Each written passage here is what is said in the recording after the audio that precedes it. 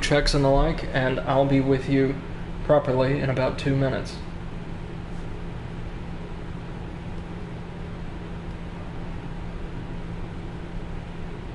Check one.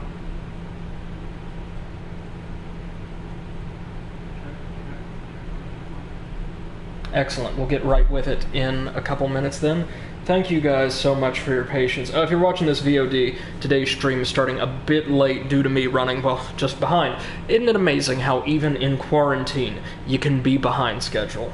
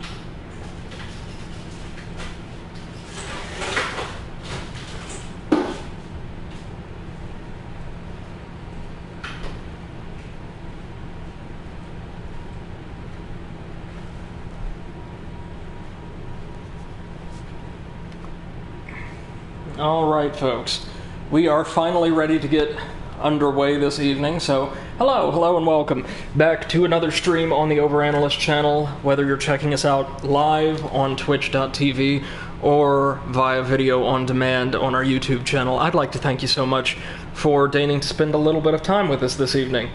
My name is Brady and I'm going to be your host as we carry on playing Hand of Fate 2. One moment, let me get my headphones on here. There we are. There we go. A quick apology. Today's stream is running quite a bit late, right around a half hour, due to the fact that I was having some supplies and all that delivered by family earlier today, and it took me a little bit longer than I thought it would to get groceries and all that properly put away, and take care of essential housework. And I'm also teaching or helping my MA program advisor teach a summer class online at my university. So we've been scampering about trying to put fires out related to the syllabus and all that for that particular course as it starts up over the next couple days. So I've been busy. Still no excuse for missing 6 o'clock. I do apologize so much. And hope that you guys will enjoy tonight's stream regardless. We will, of course, go a bit longer since we started a bit longer tonight. Now, since we left last night, I decided to buy up all of the Hand of Fate 2 DLC available on the PlayStation Store. It came out to just upwards of $18 American for the whole thing. And for a game that originally only cost, I think, 20 some odd bucks, that's really not a bad deal at all.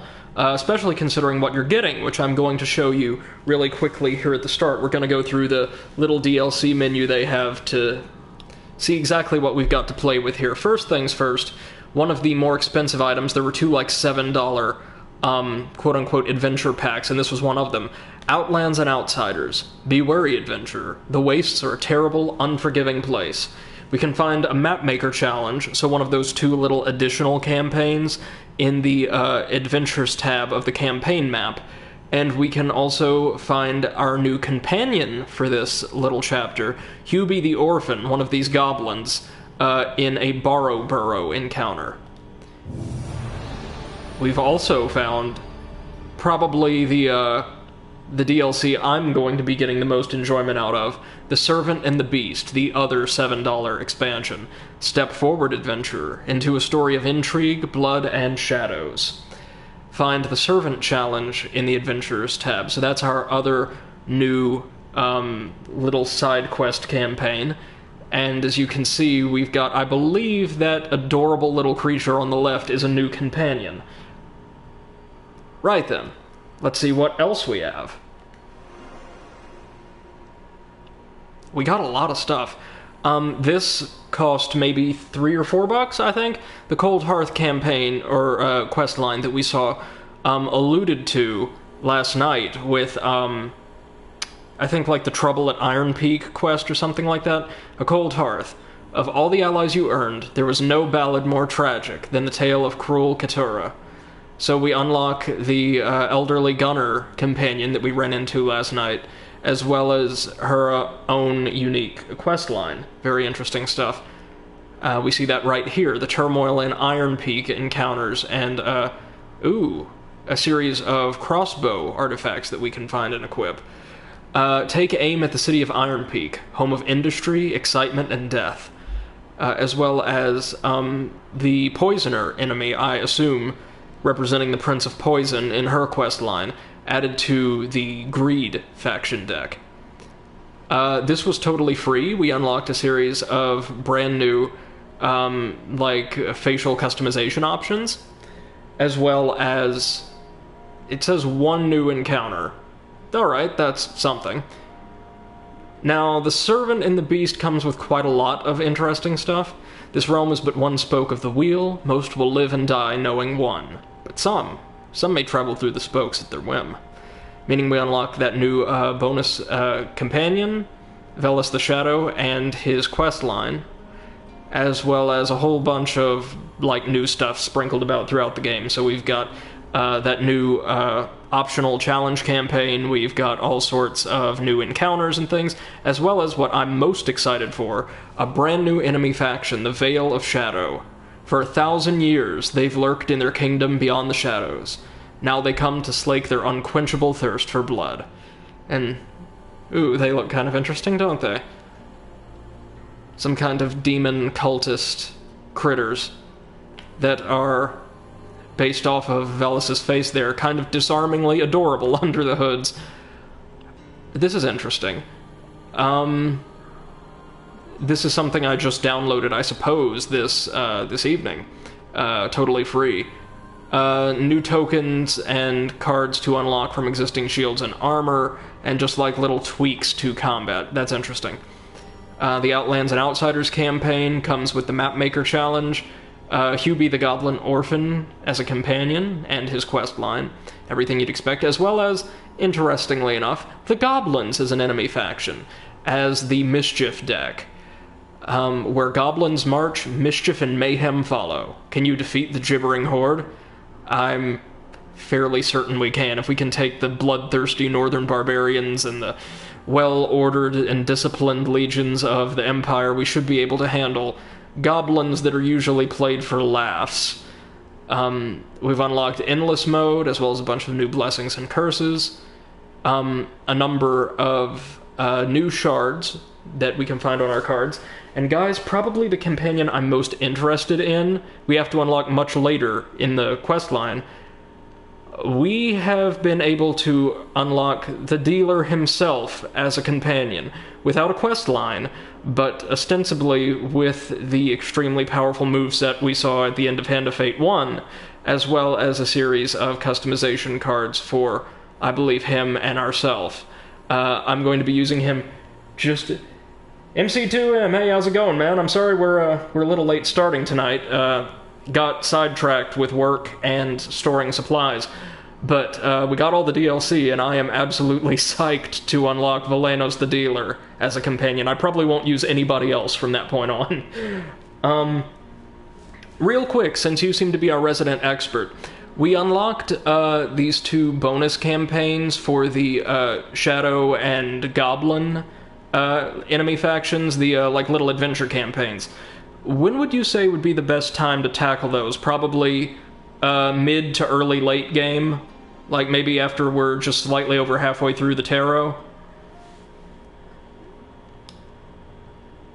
While we get some information in that regard, I'm going to check out those new character customization options. To see if we can't get ourselves looking a little bit more tricked out.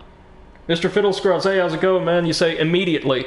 That is probably a very bad idea, since one of them is full of goblins, which will annoy me, and another is full of, MC2M says, I would deal with the cards as they appear, depending on the preference. I was talking about the, brand new, I think they call them adventure campaigns or something, or no, challenges. I'll show you what I mean. For our allegiance to the dealer's table, we receive a dealer token, as well as some of his colors, I believe. Oh, and the dealer's hood. Very nice. This is what I meant, the challenges. So the map maker, and then the, like, Demon Coven challenge. Our new companion, Cruel Katura, awaits us at the Hound. Cool, we might want to check her out. New dangers lurk in the caverns surrounding Goblin Town. The Goblin Tracker. New appearances. All of those hairstyles are hideous, no thank you. And the other new challenge, the Servant. The Mapmaker challenge, the extra challenges should be done after the campaign. Mapmaker challenge continues the main plotline. I gotcha. So be it. Thank you very much. And Mr. Fiddlescruff says, good evening, I hope you're holding up well. I am. Thank you so much for asking. I'm gonna be in with you guys for another 3 hours, and that has done more than anything else to keep my mind hale and hearty as it ever can be, anyway. Just getting to hang out with all of you. So we're going to TARDIS our way to the Hound Inn and trick out our character a bit more. Or it's not an inn this time, it's a campfire in the middle of the frozen north. Okie dokie. Let's see. Are any of these better than what we have? Well, I quite like the hood, but no.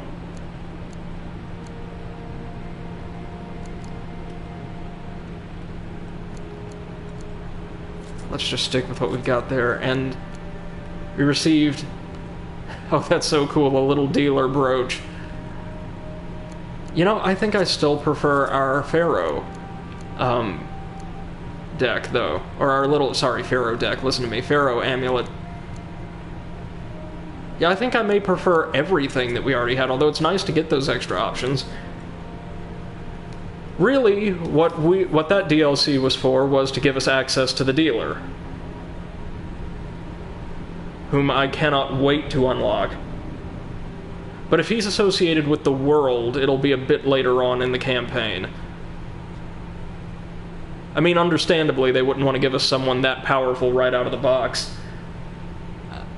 Okay, so tonight we're going to take on hopefully the next 4 major arcana, at least.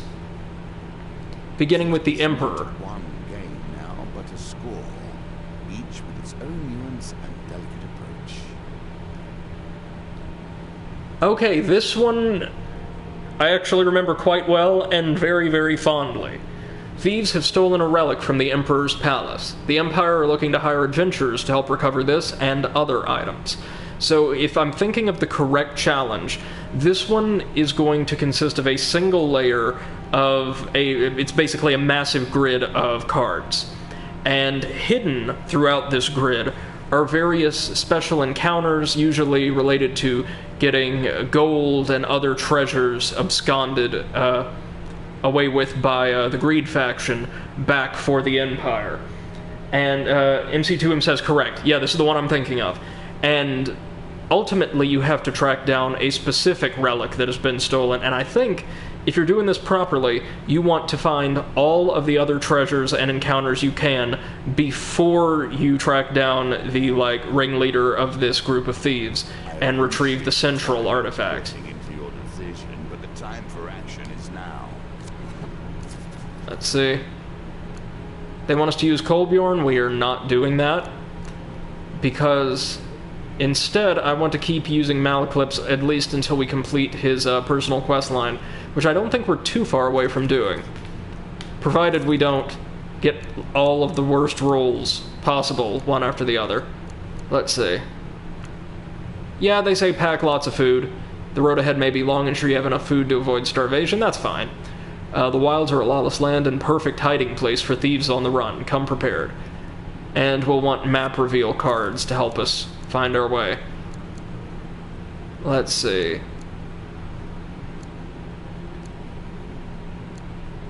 Well, I'm thinking, instead of the humble hammer, why don't we throw in the ring of food?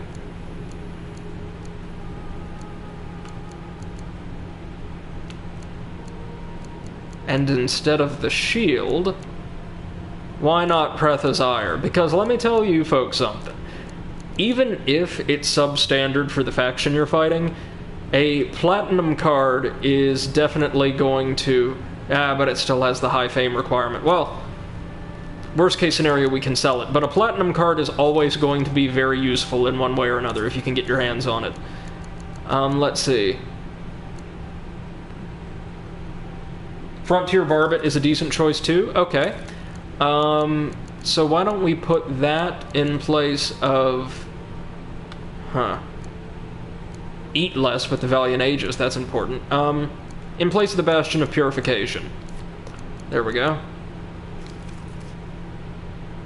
With Maleclips around, you don't need to worry too much about having really phenomenal defense on your shield.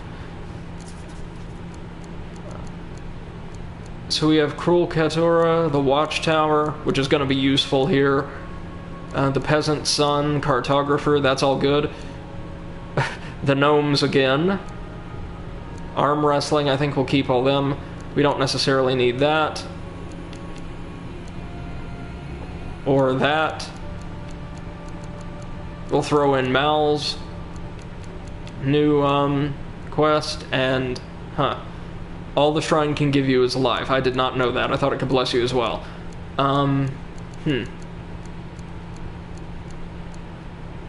I generally make it a rule in this game. I can recall this from my initial playthrough. Or what playthrough I was able to complete. You always want Temple Prayers in your deck, because it's a really, really easy way to gain a blessing, usually of your choice. They give you, I think, 4 or 5 different options.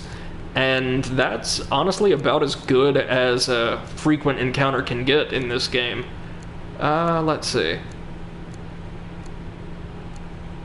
God, we've got so much.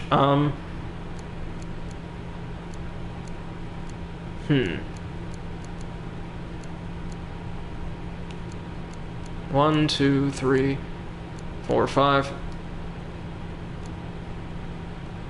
Yeah, that seems alright. Let's get after it. These foes I place before you, these rules, I do not know truly if they will train you for the challenges that Kathas will place in your way.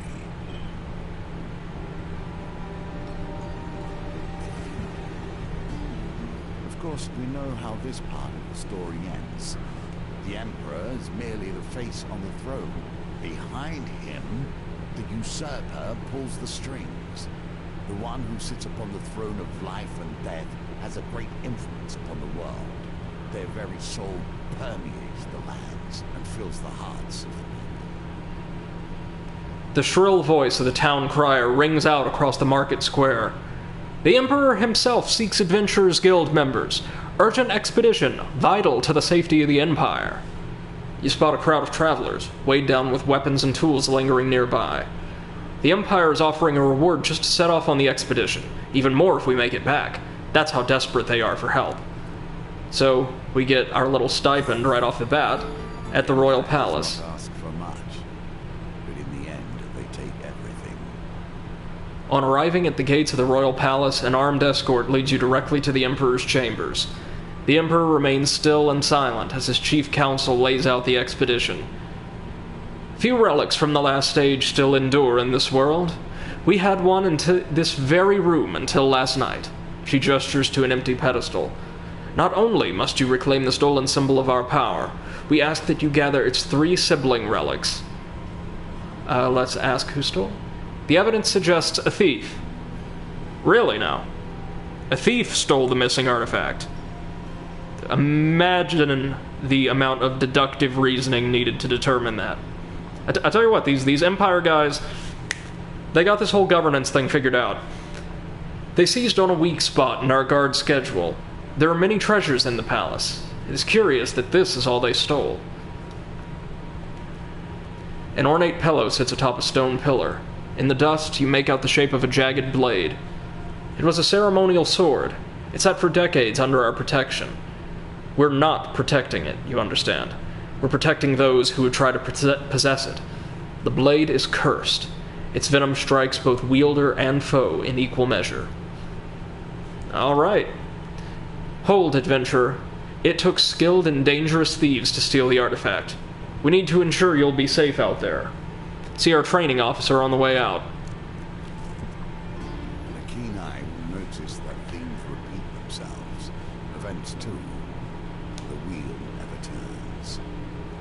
You are greeted by Captain Estrella Fior. Thieves are cowards at heart. They will dodge your heaviest attacks just as they dodge their civic duty. A swift blade is best to defeat them. Here, try these out. So we get our first dual-wield weapons, which typically are like little short swords or daggers, sickles, things like that. And I never understood the duel. If you're at war, use every tool at your disposal. If not, let things lie. going to be terribly honest, I'm not a huge fan of dual-wield weapons. They are terribly effective against the Greed faction, but they deal too little damage on individual strikes for my taste. I'd have to say I'd prefer a heavy or a one-handed weapon over these, but we'll take them, certainly. At the least, just to show them off. And Still, welcome to the game. hunting relics. Do you not wonder why or what they may do? Your quest takes you far away from the city. Vast wildlands stretch out before you. Your companion reminds you of the Emperor's mission. MC2M says dual blades deal about as much damage as a heavy weapon, all in all. Yeah, something just about the feel of them, I guess. I remember distinctly not being a huge fan early on, or when I played the game earlier. I don't know. Maybe as I play through this chapter, I'll get a better feel for them, and I can articulate what it is exactly about them I'm not overly fond of. One relic was stolen by brazen thieves. Another is in the clutches of a shady merchant. One is enshrined in a small village in the east. As for the last, Malaclip shrugs. Who knows? So this time around, our campaign isn't going to lead us directly to a boss. You can see the thieves moving around up north, and I believe we can go get them whenever. But really what you want to do in this particular campaign is just sweep the entire map. Get everything you can. And right off the bat, we have the Distressed Damsel. We either get the opportunity to fight some thieves and get some loot, or just get some loot straight from her. Back to the bones. Oof. I hope you have learned to be their master. And we did not, so she's going to attack us, which is fine. I'm somewhat surprised you lost that one. Honestly, this early on, it's probably better to lose that gambit so we can loot the thieves instead of just receiving some food. And we'll get quite a bit of fame, too, which I think comes into play later on in this chapter.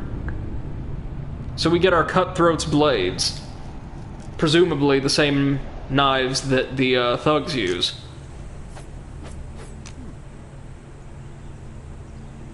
Or similar.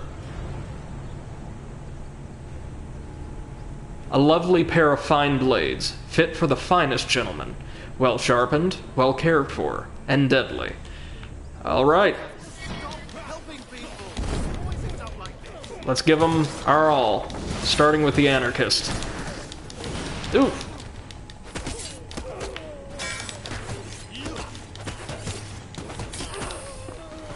Ooh, man, gotta get in my rhythm. There we go. Unfortunately, you can still bash even without a shield in this game.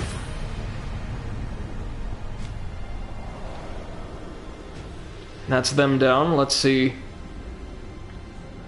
if we can't get some halfway decent loot out of that.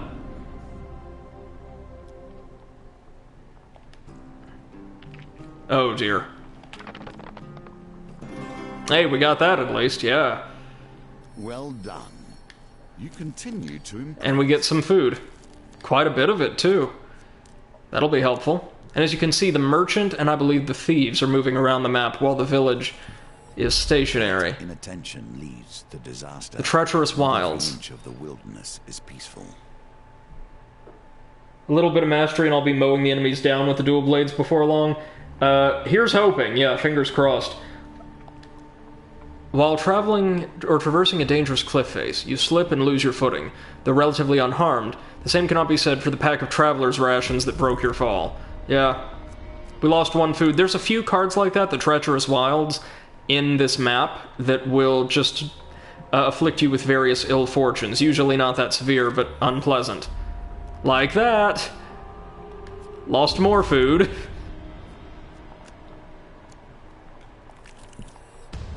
Dangerous wilds. This is what we want. So, the dangerous wilds... Let's see. Since we're fighting northerners, we'll go back to the sword for this. And they do allow you to switch out your equipment before every combat. I appreciate that.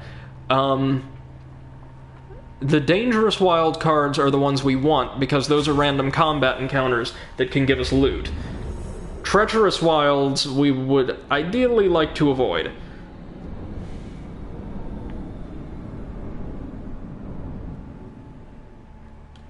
Alright, we've got this. I'm no happier to be here than you lot. There we go. Got him.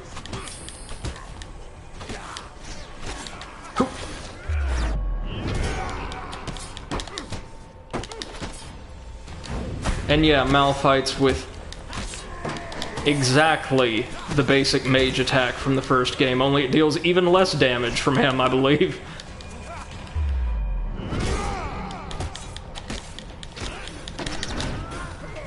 Not that it matters, we're really here for the shield.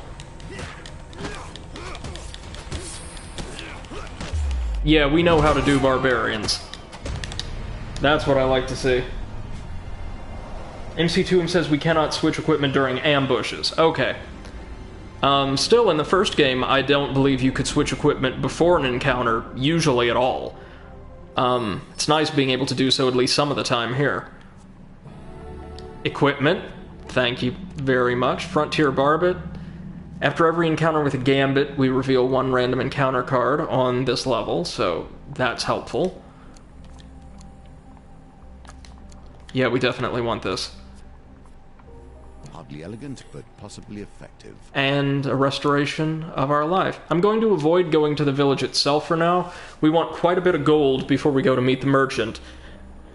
And I want to say fame, or just more resources in general before we go to the village. So I may cut my way around and move straight for the thieves. The open wilds. Travels.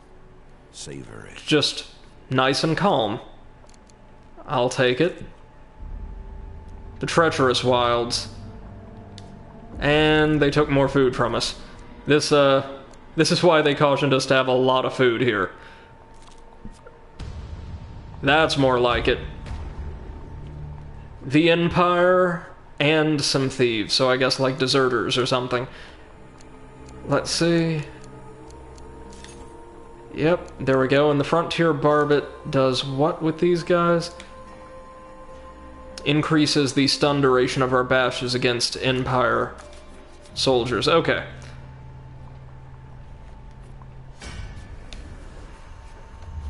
They recommend heavy weapons against them, but I think, well, against the musketeers it doesn't really matter at all.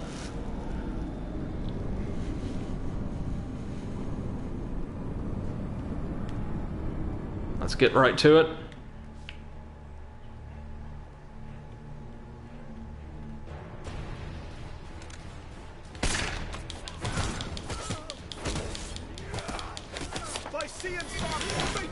There we go.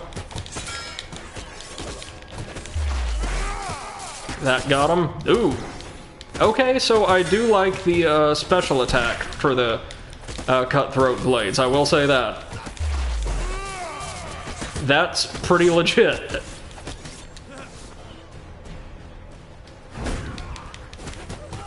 Ooh, get him with the jump kick. There we go. Okay. Okay, I'm getting a feel for these. They ain't so bad.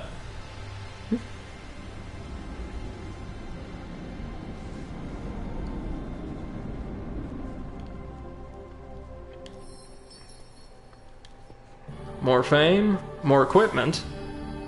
Yeah, we can... For a mightier warrior than you. Even if we just store it, it'll be tremendously useful. The open wilds. Okay. Treacherous wilds, More food. And we are now starving. Yay.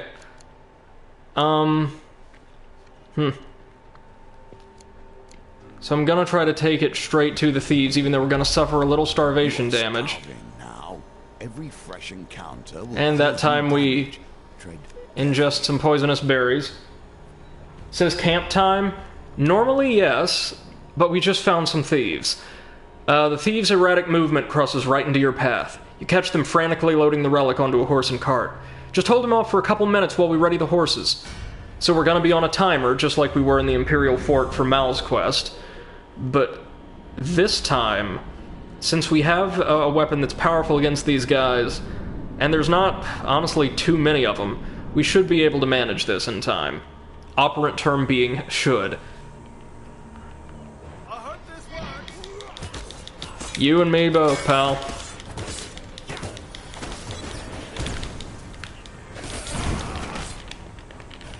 Oh man, they knocked me out of my special attack. Rude.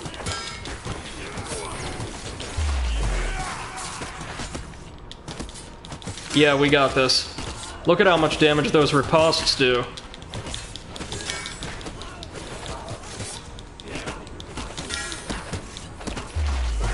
Okay, I'm really starting to come around on the cutthroat blades. And we did it. Nice and easy.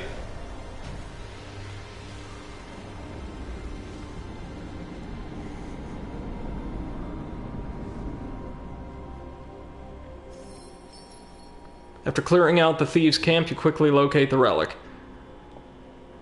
Oh, yay. Oh, that's right. All the relics are cursed, meaning we will receive negative gameplay multipliers. The first 3 hits we receive in combat deal double the damage. That's nice. The relic is cursed, Malaclips exclaims. Who would want to steal such a thing in the first place? I don't know. The insane? Those who are desperate can never hope to get the best possible price. A sweating trader comes jogging in from the darkening wilds to join your campfire. Thank God you're here. I don't know how to start a fire. It's my first time traveling to the capital. The bard attempts and fails to set up a tent. To be perfectly honest, I'm not sure why you would bring me along on this adventure, handling precious relics and such. You just keep me around for my dashing looks, don't you? Okay.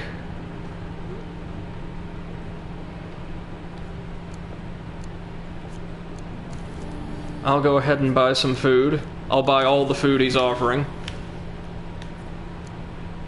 And I will sell... Honestly, I'll sell No, I may not sell Frethazire just yet. If we need to visit a campfire again, I shall, sell Frethazire.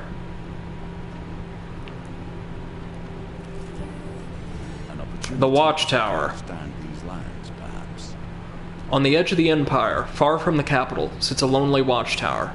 You approach with caution, knowing that few travelers are allowed near. Halt! Calls a soldier as you approach the tower. None may cross the border from the northern lands into the Empire. So do I want to bribe them or sneak around? I'm thinking sneak.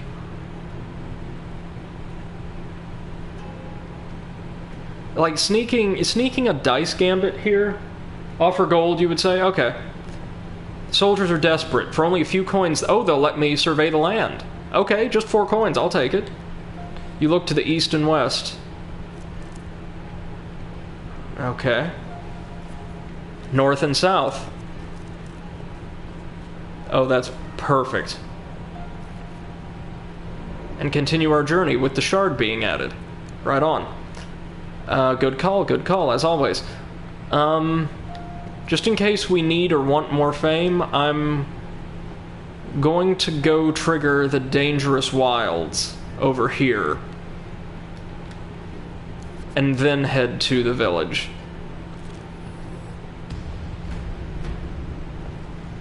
Anarchists and rogue musketeers. We can handle these guys.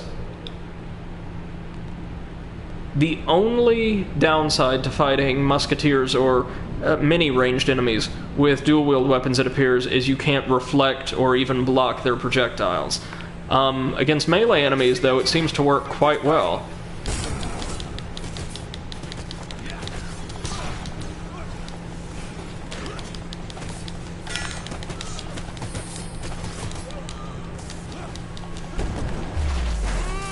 There we go.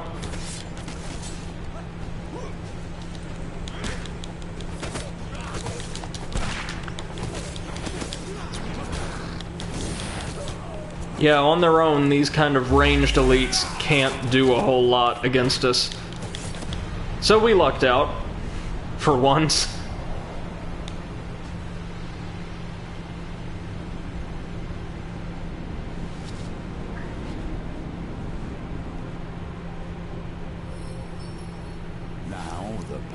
We can now equip Retha's Ire, but I'm not going to yet. We get fame and more equipment, never going to say no to that. The Berserker's Creed armor, absolutely. More life and more gold. Amplified by the Berserker's Creed, of course. Well, that's excellent. We want to avoid treacherous wilds, of course. So, yeah, let's head for this village. To get the second cursed relic on our list. The Temple Relic. The village of Durnich is unremarkable, save for a tiny, near-forgotten shrine. Here you find another relic resting on a dusty altar. An old woman greets you. I see that you are interested in our relic. Local legends tell of a time when a great hero will come to claim it. Until then, it remains here, under our watch. Let's say we are the hero.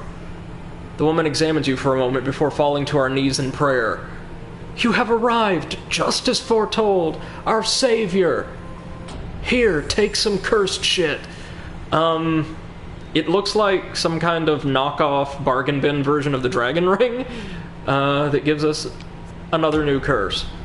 You may not gain a blessing while you have more blessings than curses. Well, we are great in that department. Another cursed relic, Malaclips exclaims. This was not part of our deal with the Empire. So those two curses, obviously not desirable, but not the worst thing in the world either. Yet, we've got two more of these, remember. And if I recall this mission quite as well as I think I do, yes, we are going... Oh, let's make sure we go back and get the companion. We are going to have to fight with all four cursed relics equipped if we want the best ending. A city is still a city, even when haunted by death. Rain rolls down shuttered windows as you walk the streets of Iron Peak. Fear and exhaustion seep from the city's crumbling walls.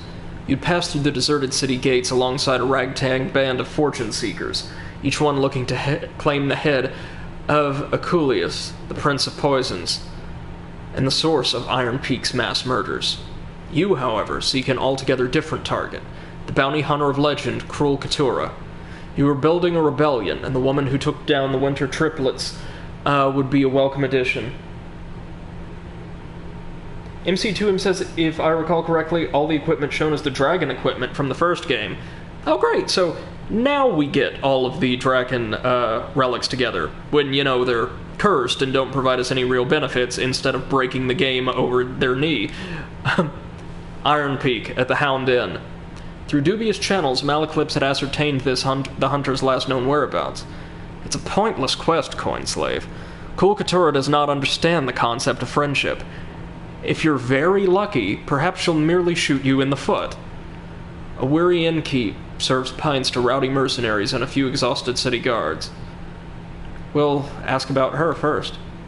The tired innkeeper nods as he listens to your description, then points behind you. That's her, isn't it? The inn falls silent at the arrival of a grizzled woman with a brass blunderbuss strapped to her back. Cruel Katura. She must have been tall in her youth, but age has bent and withered her. An old rag holds back her tangled locks. The line of her mouth is set to a permanent scowl. Hey! A lanky bandit with a tattooed skull passes through the crowd and points a dagger accusingly at the old bounty hunter. Katura, you wily cow, we meet again. It is I, Oskel, feared amongst bandits. Katura blinks and shakes her head, then reaches for her firearms with a heavy sigh. Oskel and his crew sneer at the old woman as she methodically loads her weapon. So this guy, the Greed Assassin, I think is actually the boss of the next chapter, the Hierophant chapter. Either an assassin... Yeah, no, I believe it's an assassin. So we're just going to have to fight one a bit early on. They're not too bad, but they are the strongest Greed unit I've encountered. Or recall encountering. I guess we'll keep the Cutthroat's blades since they're Greed enemies. Oh, I don't know. Hrethazire deals so much damage. So much damage. In fact, I may go ahead and try it out. We'll see how it does. MC2M can confirm for us, yeah, it is the dragon equipment minus the claws, shield, and breath. Yeah, okay. So, I'm curious. Oh, we don't even get to see it, like, equipped on our person. We just kind of have it. Save for the Drax Ring. For some reason, this is equipped on us. Or no, these are, like, blessings and curses. I got it. Let's fight by our side. Katura, Oskel, and the inn's inhabitants turn at your sudden interjection. The innkeeper and his kitchen hand are roused by the ruckus and toss you out into the street. You find yourself outside the tavern, facing down Oskel and his menacing crew. Cruel Katura by your side. I don't care if they evade heavy weapons more frequently. It's Hrethazire. It only needs to hit on once or twice.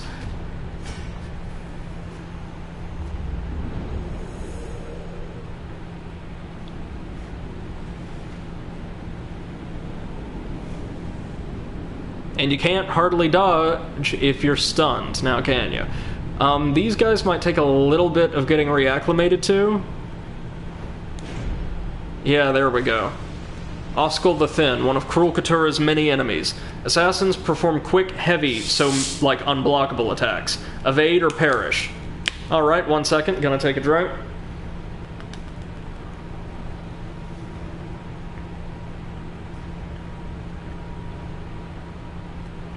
So this might just be me, but I vastly prefer the aesthetic of the Greed faction over that of the Dust faction from the first Hand of Fate. What do you guys think?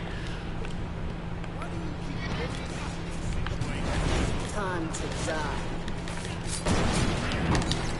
Thankfully, Cruel Katura is opening up on the enemies with her blunderbuss and whatever that rapid-fire, like, machine gun-looking thing is that she uses for special attacks.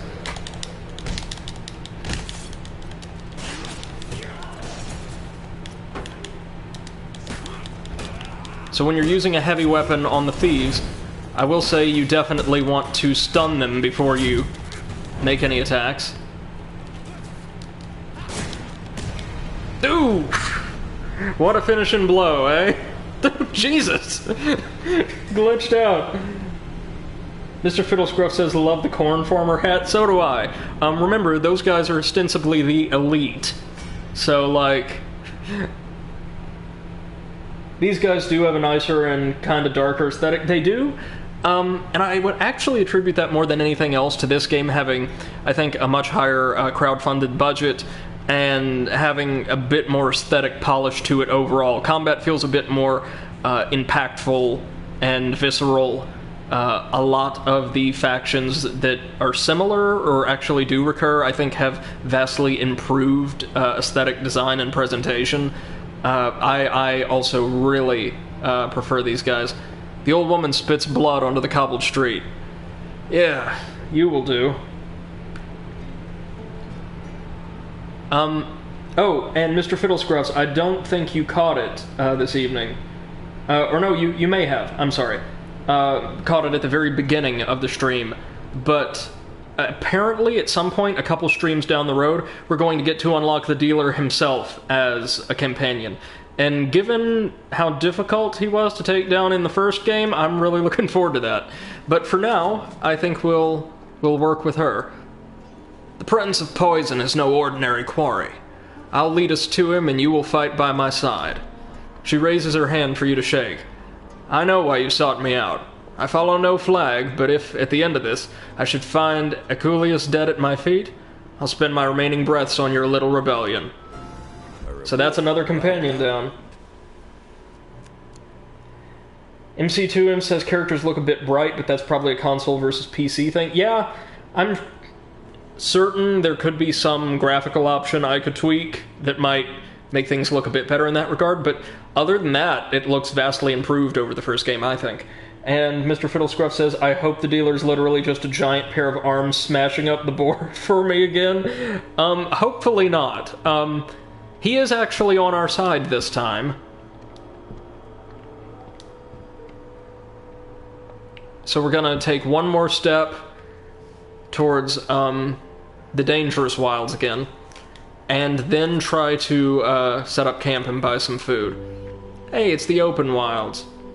And we find some lost equipment in the middle of the road. The armor of gluttony. Ooh. Hold on, we're probably going to take that, but I'm just checking. The pious robes are light armor that has us lose 1 max life instead of taking starvation damage. Well, that's pretty interesting. And we're a little bit tougher, or a bit more resilient against corrupted attacks. Not bad, but the armor of gluttony appears to be, of course, heavier armor that gains additional defense if we have a ton of food, which we do not and will not. It's medium armor, and we gain 2 food after every encounter in which we receive a gain card, excluding camp. It would have been great to get this much earlier on, but given the nature of this map, I want to go ahead and take this. Because I'm thinking, like, after Dangerous Wilds combat encounters, we can, just go ahead and receive a bit of extra food. During battle.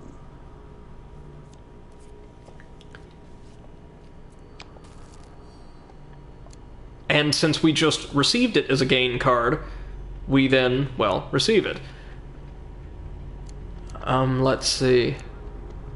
I want to avoid the merchant for now, because I think you want a fair amount of gold and other resources before you confront him directly.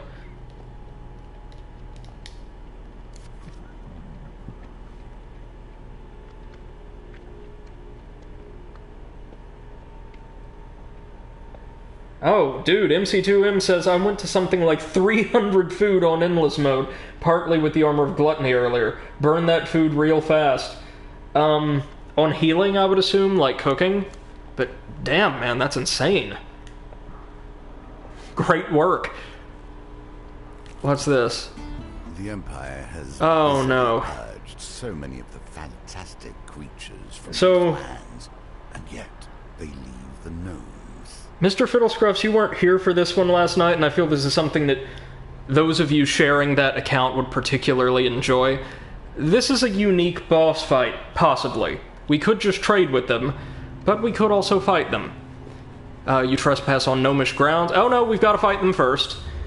So the gnomes have a very unique boss battle mechanic, in that they're so small they're just going to try to, like, charge and kind of leap at us. All we have to do is dodge, and we'll get the opportunity to perform a finisher. And that finisher is incredible. Oh, I love them? Oh, you ain't seen nothing yet. Oh, that's right, since we bought the DLC, they are technically now part of the Goblin faction, so the Mischief faction.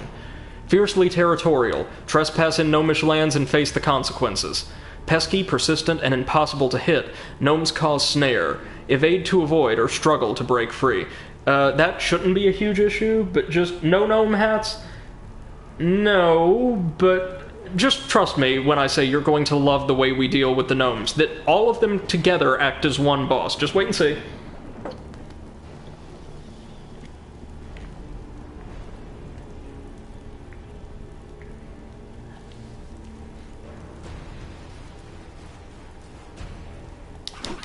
So you let them dodge at you and miss, or dive at you, and just punt kick them out of your way. See if we can't score some combos. And that's it. That is the entire fight. Woo! My question is, why do you not run after you've seen, like, 10 of your comrades with the same exact abilities as the rest of you just get sent flying by this thing like 6 times your size? Probably my favorite boss in the game so far. So now they have generously agreed to rescind the death penalty they imposed on us for trespassing on quote-unquote their lands and want to trade with us.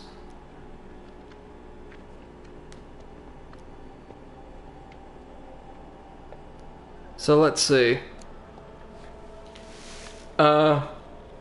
Honestly, as much as I like the Frontier Barbet, I'm thinking we give it away in exchange for more food at this point, wouldn't you say? I'm thinking, like, we already know what most of the map looks like. And if they give us food with the Armor of Gluttony, we get even more food.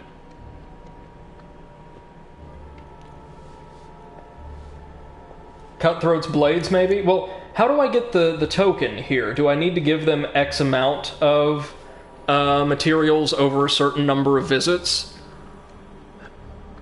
Or do I need to give them a particular type of equipment?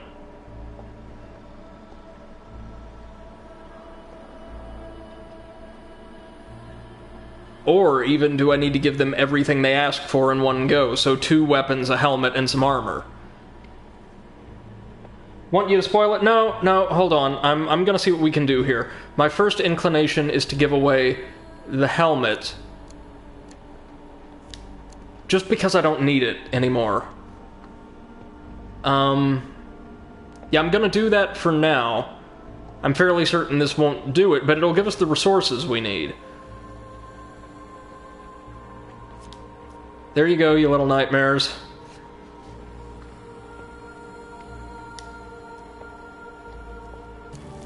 That's quite a bit of food. Oh, yeah. That's alright. We'll get that token eventually. I think I did the right thing for this map, though. Now, with all that food in our pack, we can go see about the peasant's son over here. The shadow folk appear to have found your trail. This is a new card for one of the DLC, I think. You follow frenzied rumors of vampires and werebeasts to a derelict farm deep in the lowlands. A thin farmer tilling the rocky soil looks up in desperate hope at your approach. Please, our little Timos was taken by a monster with bloody claws and gleaming eyes. They came through the walls. He points a shaking finger at the hills. Sure enough, you find the boy huddled at the back of a menacing cave. As you draw near, hulking, cloaked figures emerge from the shadows to surround you. So this is going to be our first encounter with the Shadows faction, and it's with one of their elites. Hero. One of the Beast's hiss. Free DLC card for Servant of the Beast. I thought so. One of the Beast's hiss. We knew you would take this simple bait. Now relinquish your power. So they can counterattack. Light weapons are recommended. Well, looks like I don't get to use my friggin' Pretha's ire at all. I'll take the Cutthroat Blades. There we go. And we're going to learn how to fight a brand new type of enemy today. I'm excited.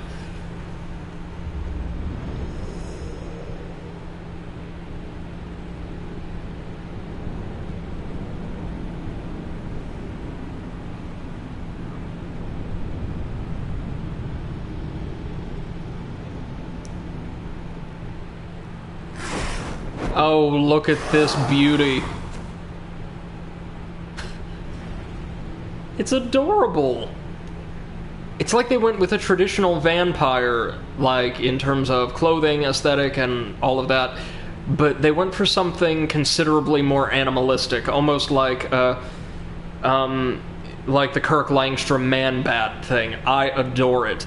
Shadow Elder. The royal lines of Lysaora houses are blessed with privilege, and more importantly, power. Elders can summon shadows before entering blood madness. Use evade to avoid their attacks. Oh boy. This is gonna be a learning process. Okay, so... Oh, I got you.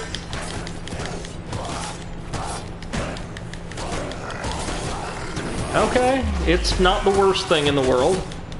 Looks like it could be nasty if fought in conjunction with a few other enemies, though. Whew.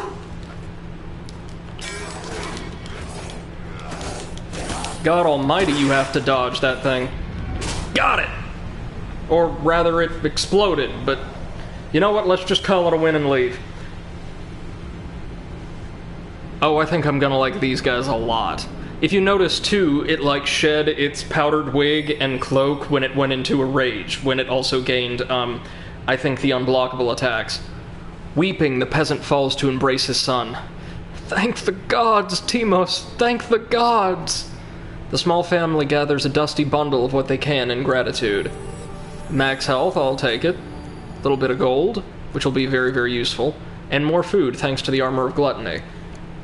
We're not done yet. We're going to keep exploring this quadrant of the map before we go after the merchant.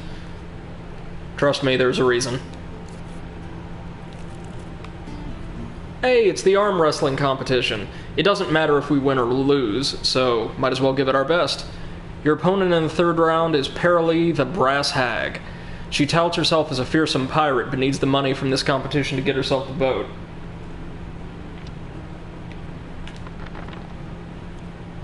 That literally almost could not have been worse. Still a little short, but that's okay.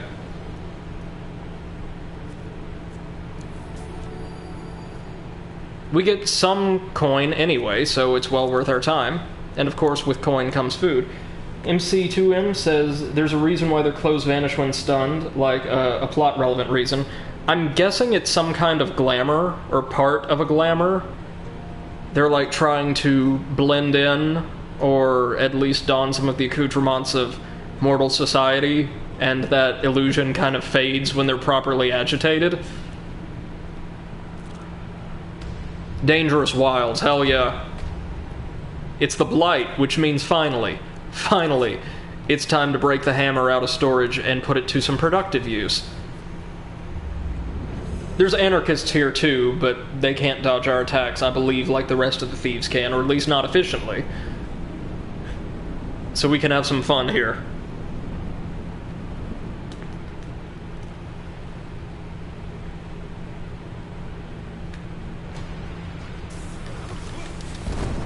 Ooh, I like the look of the Armor of Gluttony.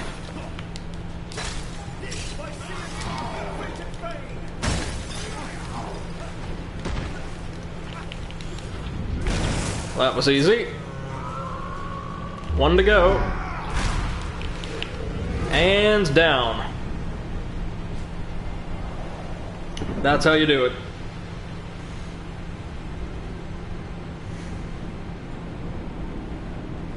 Now, most of these have been giving us some kind of equipment.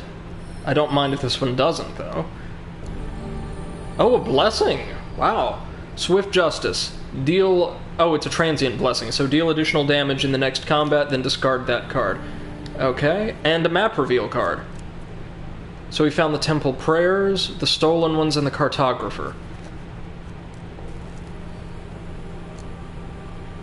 Gonna visit the... I'll wait to visit the Cartographer, actually.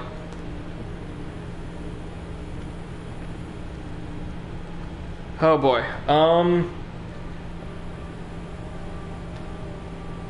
Let me see something real quick. What's the wording of the Balanced Spirit? You may not receive a blessing if I have more blessings than curses. An equal amount shouldn't matter then. Because I'm gonna go to Temple Blessings and try to buy something if it's on offer.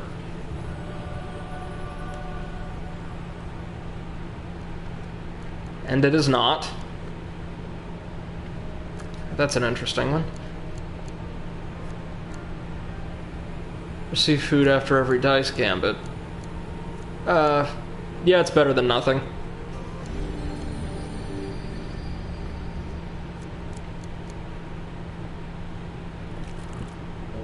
The open wilds. Nice. Meaning more food. Oh, this is a great loadout for this particular map.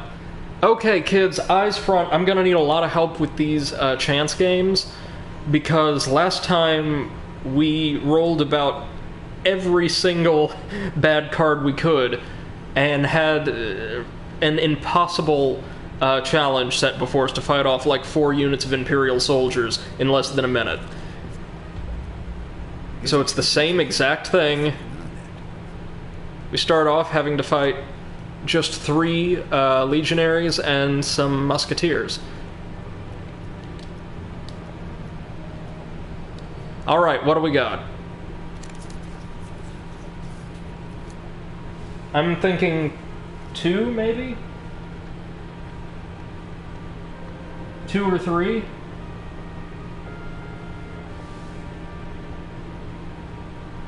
I cannot tell. 2 or 4. Don't worry about it, Fiddle Scruffs. We will see what we have. Gonna go with 2. And it's a huge failure, damn it, meaning more soldiers. We cannot deal with that again. Now we have to fight another Blight Terror.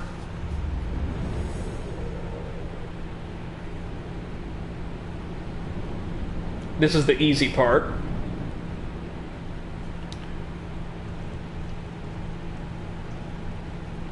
I hope this works.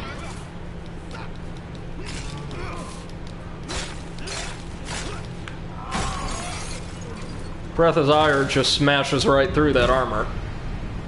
Nice.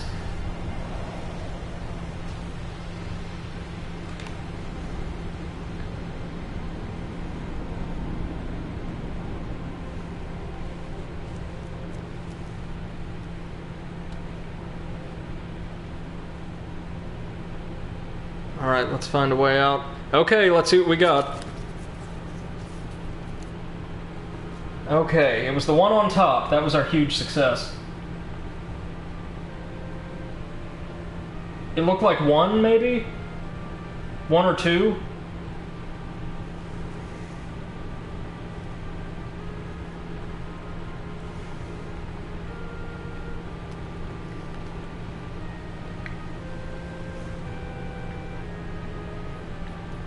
Two. Okay. Hey! Thank you very much. While searching for the exit, you find a sealed crate of honeyed toffees. I will take the toffee. More food. Yeah, let's eat food we find in the sewers. That's a good idea, kids. Picking the lock. Oh no. The pendulum is ever changing, and the challenges it presents change too. Hey! So the pendulum is nerve-wracking, but it's entirely skill-based.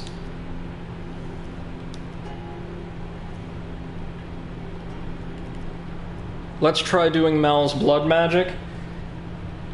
Now, the hardest thing about the wheel, or relearning the wheel, I got to a point where I was decently good with these the first time I tried playing Hand of Fate 2, but it's learning where on the wheel you want your ideal card to be positioned when you press the stop button. It's not a half or a full revolution when there's this many cards, I don't believe. Now we do get 2 chances thanks to Mal. I am not a vain man. You must appreciate that the game, this game, has been my focus for more years than I Almost had it. Yeah, we'll I redraw. have a certain pride regarding its twists and turns.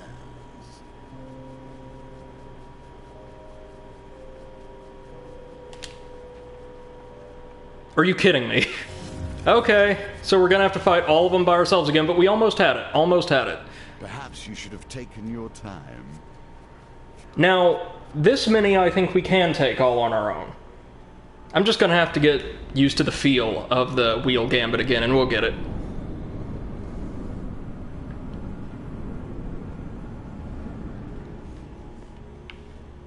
Okay, we should have this. Wish me luck, y'all. Oh, that's a lot of soldiers.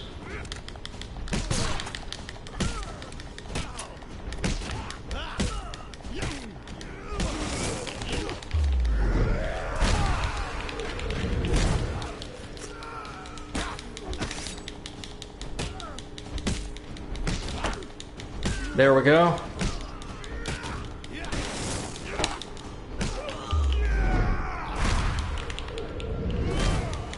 That's got him. Doing pretty good so far. Okay. By Jove, I think we got it.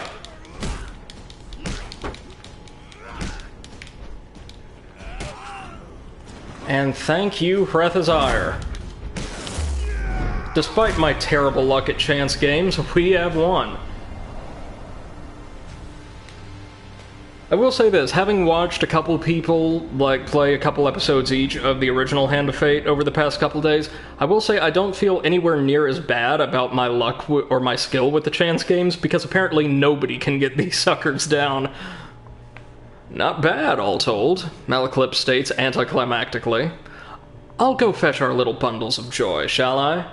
The bard comes striding up the stairs, plucking his loot, the frightened mage children following behind. Children are safe. They will be the And that's the worst of his questline over and done with. Now, onward, children! Malaclips covertly leads the children onto a covered barge by the docks. Onward, to your new home with the madmen of Forstford. The children glance at you in alarm as they meekly duck into the boat. The writing for this game is pretty damn good, I gotta say. Okay, so we ain't ready to go see the merchant quite yet. I'm gonna go check out these last two cards we haven't flipped, go through the Dangerous Wilds encounter, and then meet the cartographer.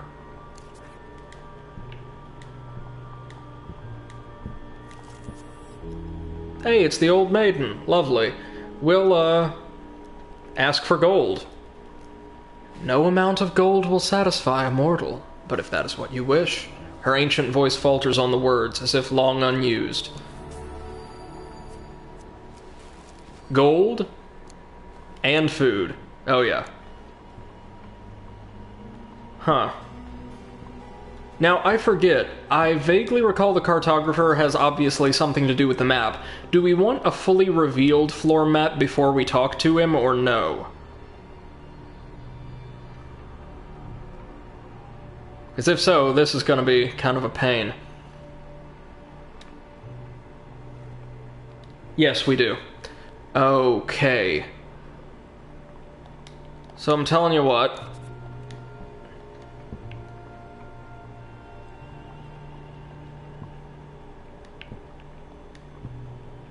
I might just take it on the chin and trigger the treacherous wilds to avoid the merchant for the time being. Lost some food, it doesn't matter, we've got enough. Oh, are you kidding me? Well, let's just go ahead and unveil the open wilds. Yay.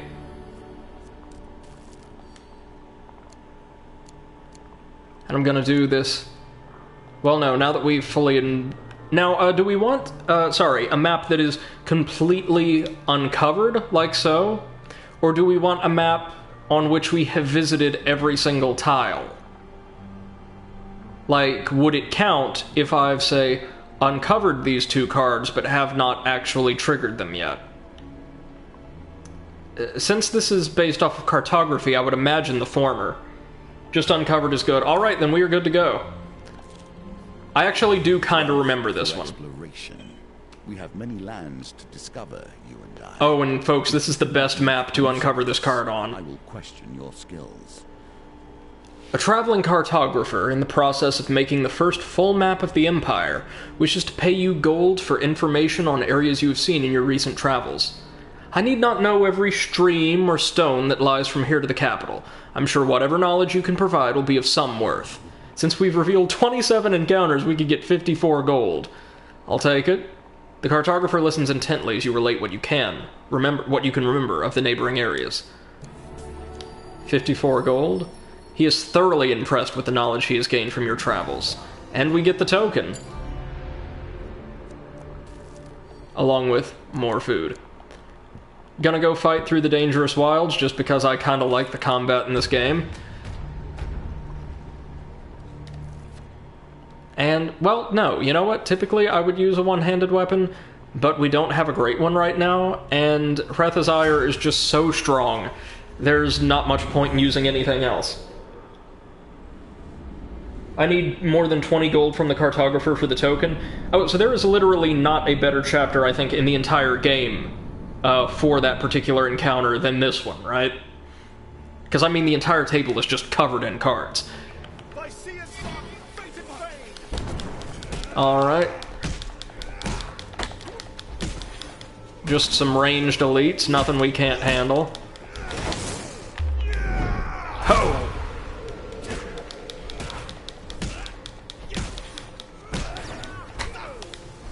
Got him. There's an even better one? Oh, wow. I thought this was a big map. It says this one still depends on luck. I guess that's right, depending on, like, how many cards you can actually reveal in time. Like, we were actually quite fortunate in that we knew exactly where the cartographer was before we ran into him. Mr. Fiddlescruff says, I gotta run, but I should be back on a little later. Yeah, no problem, man. Thanks for joining us for the time being, and I hope to see you again a bit later on. Hopefully you'll join us just in time for the chapter where we have to assist a, transient potato farmer who seems a little bit too passionate about his crops in meeting up with a young noblewoman. It's probably my favorite of the chapters I've played tonally. It's just straight comic relief, and it's beautiful. We finally get the Ring of Food. We can discard any non-food gain card to get food. Not an issue here. Potatoes are the best, MC2 says, come on. Now, that's true. That's true. I come from, you know, a part of the country where, like, everybody has a variant of home-style mashed potatoes. I'll say that. But think about this. This is like a early Middle Ages fantasy world. Do you have any idea how repugnant many of the potato dishes, when prepared other than boiled at all, would have been available to these folks? That dude's got something else going on a deeper level in relation to those potatoes. I contend that he is romantically attracted to the potatoes. This is an actual thing that happens in Hand of Fate 2, people, and we're gonna see it tonight. Okay, time to finally meet up with this merchant caravan. The shifty salesman. You find the traveling salesman wandering the wilds.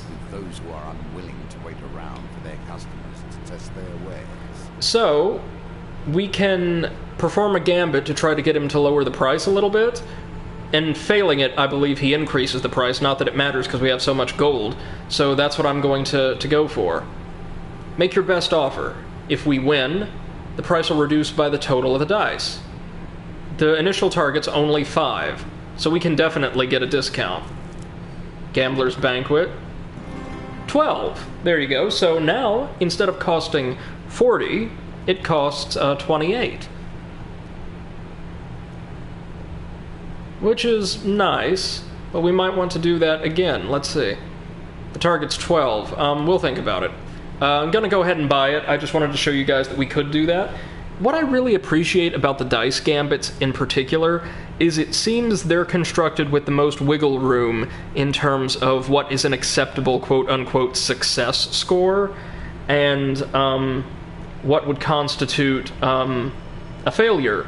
Just for many of these dice games, you have the option to play and win them over and over again with higher thresholds for success for a stronger positive effect, or the amount by which you win determines the amount of the positive effect that you enjoy.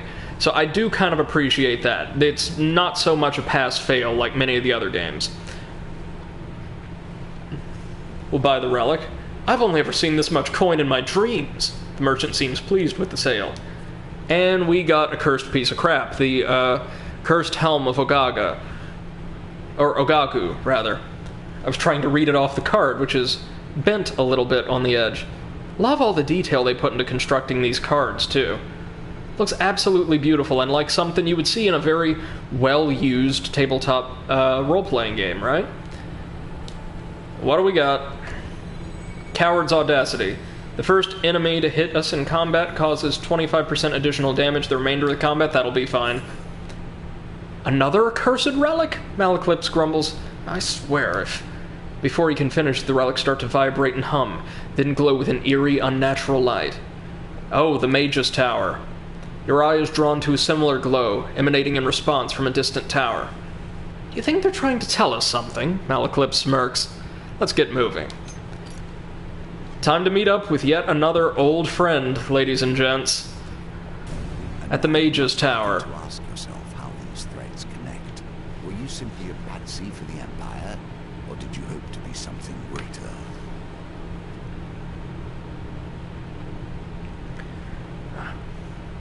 The relics lead you to a mysterious tower. You will need to ascend it to reach the mage at its summit. A storm swells ominously overhead. Oh boy. Well, we've got Mal on our side, so... Hey, there we go. Oh, no. I will take that, sir. As you climb the tower stairs, Wise decision. a voice calls down from above. Do you even know why you're here? How much did they tell you when they ordered you out into the wilds? When they sent you out here like a dog after a bone? You continue to wind your way up the tower, meaning, more of this garbage?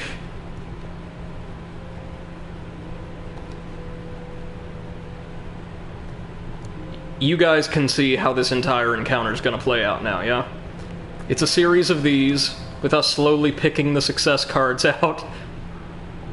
Or no, maybe only 2 that time? I don't know. You finally reach the top of the tower. You've been sent here to do the bidding of the true enemy. These relics can be used to defeat him, but here you are looking to return them to him. The one of Arcane. It's our old buddy the Mage, back from Hand of Fate, and, if I'm correct, not much stronger. I see you bring the relics, the Mage says with a grin. A thief can't be trusted to deliver on a job, but one can always rely on the predictability of the Empire to send out their dogs. She holds the remaining relic out, mockingly. I suppose you'll be wanting this? Take it, she says calmly. But be warned, its curse will sap your strength and your will to fight, and combat is inevitable, I'm afraid. Or, she continues, you can let me keep it, but, should you best me, it will be lost to you forevermore. So this is technically a choice that's available to us, but is in practice a no-brainer. Recall that we receive 2 tokens for the completion of every chapter. One simply for defeating the chapter boss, and basically making it to the end of the storyline, and another for fulfilling the particular conditions or objectives of that chapter.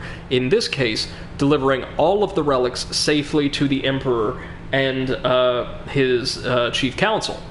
So, this choice is very simple. Do you want that second token or don't you?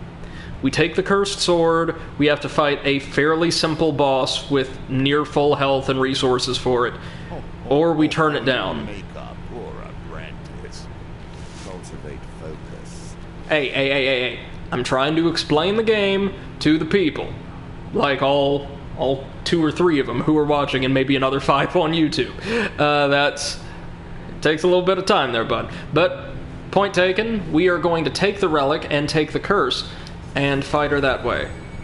Ragnar's Cursed Blade. And as you can see, that is a Brimstone card, the first one we've come across. 1 random enemy in every combat has basically double life. The relic is heavier in your hands than you expected, and its presence clouds your thoughts. The mage laughs. Your Imperial Masters would be most proud. Prepare to meet your fate. And she's got a few bandits with her. I'm actually taking Hretha's Ire with us just because, you know, it's about 3 times as strong as anything else we've got right now. The thieves can dodge all they'd like, they're just not going to be able to dodge all that much.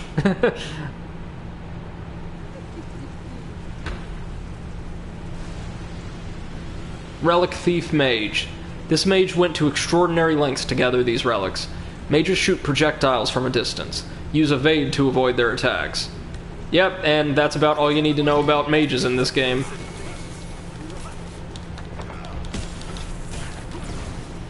She's got a little area of effect, which is basically just Dealer's Revenge from the first game, except it blocks off a little pool of the arena that is admittedly kind of difficult.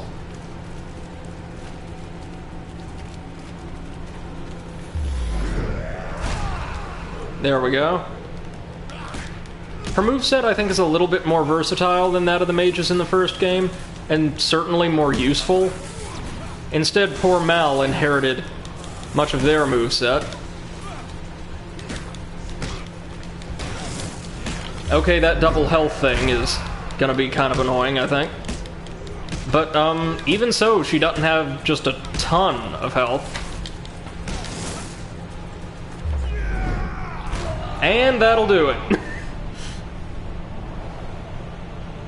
So, what would you guys say? A little bit tougher than the Bandit Shaman who... Or, not Bandit, the, Northerner Shaman who had a pretty similar combat role, sort of like support magic and range damage, but not by much. With the relics you recovered, you journey back to the Imperial City to claim your reward.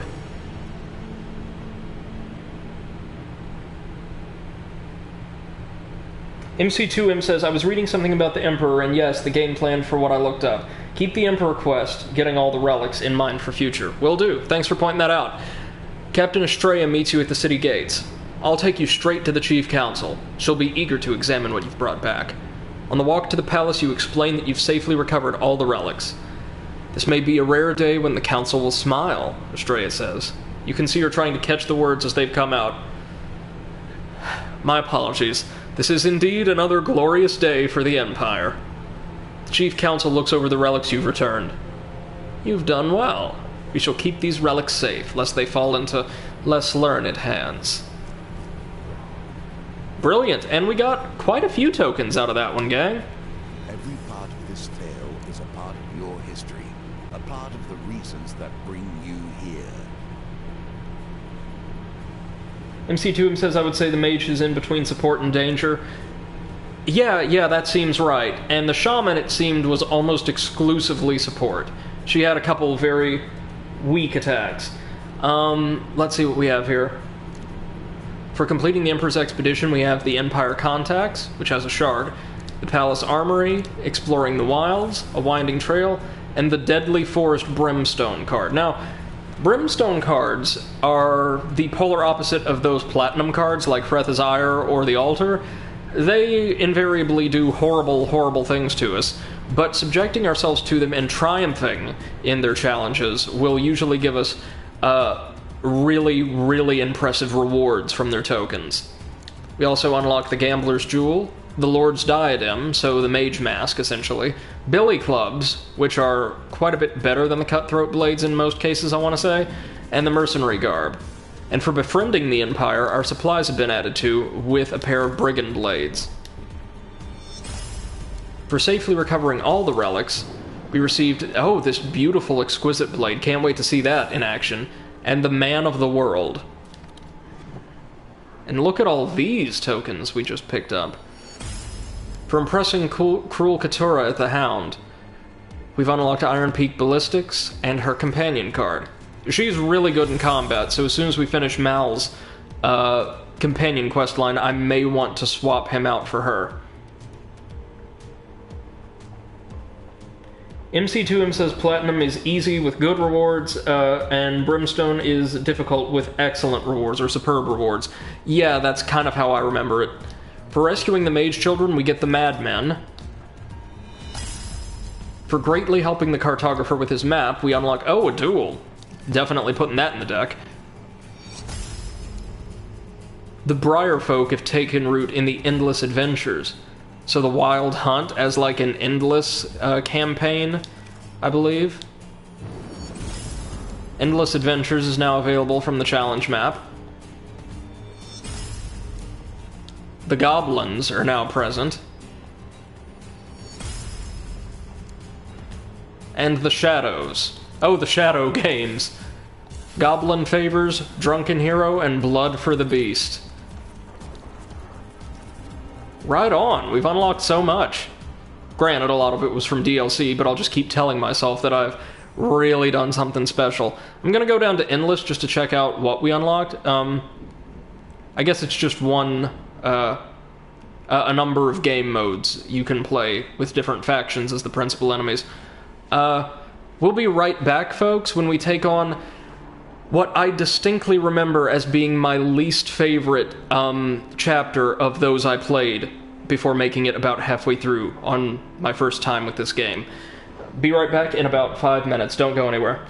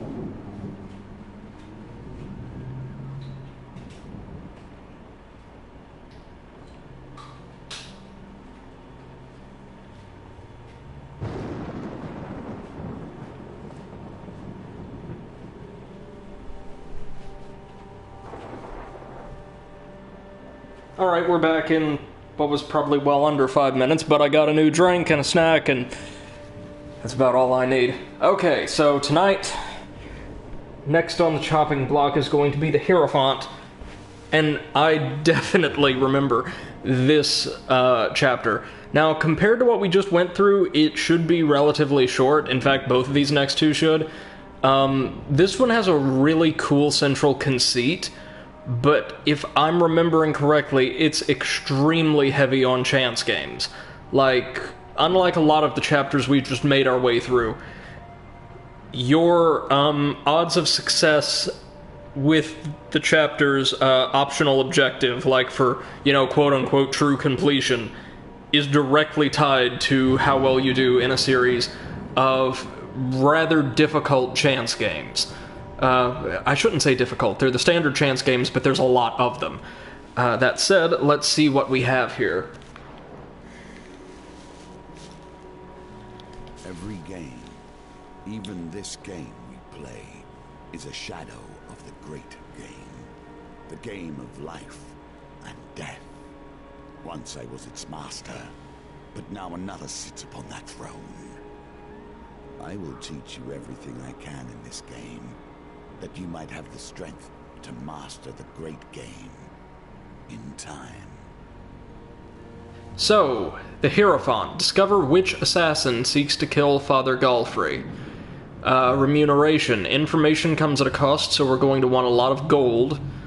We're going to have to play a lot of dice games, and we'll primarily be fighting the Greed faction, which makes sense. Regardless of the outcome, the boss of this chapter is going to be what I think in the context of the lore for this chapter alone is called like a Thieves Guild silencer, but is one of the assassins that is like the assassin we fought as part of the Gunner's recruitment quest in the last chapter. So, let's see what they recommend and play around with it. They really want to give us Kolbjorn. Now, oh dear. He does give us bonus dice. He actually lets us roll, I think, a 4th die.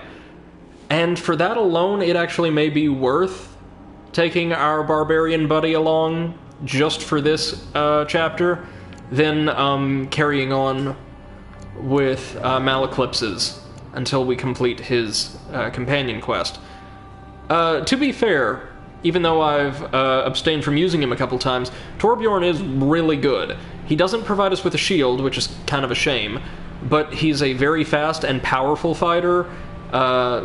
He fights with a pair of dual weapons, so extremely quick. And when we press the L1 button to trigger a special ability, he'll charge forward straight ahead, stunning and dealing, I think, quite a bit of damage to any enemies he comes across. I'll take him just because he gives us that additional die. Okay. I think we'll definitely want the Brigand's Blades, and yeah, that seems kind of fair. Well, no, it doesn't. Hold on. If we want a sword, the best one would be the Soldier's Sword. We probably won't need food for this chapter, because it's relatively short. The Ruby Ring, we'll take that. The Gambler's Jewel, the Lord's Diadem, Billy Clubs. All this seems good. Don't need the Extinguisher, I think. Nor the Pious Robes. We'll replace those with the Exquisite Blade. And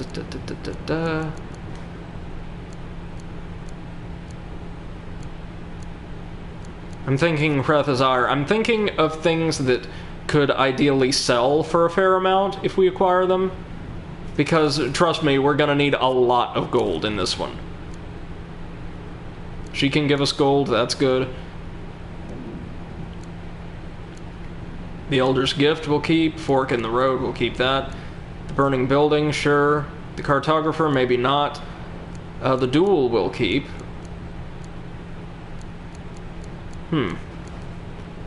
The arm wrestling competition. Don't need the Cartographer. Or, to be terribly honest, the Gnomish Exchange right now.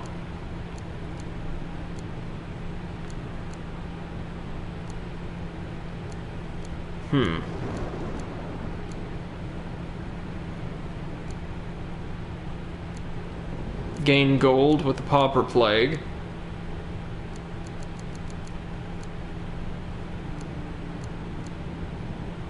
And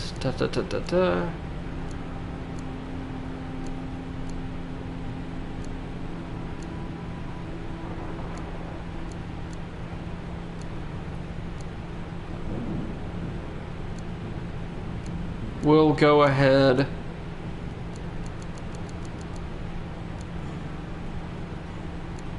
and maybe play. How many do we have that have tokens? Just one token, 2 shards.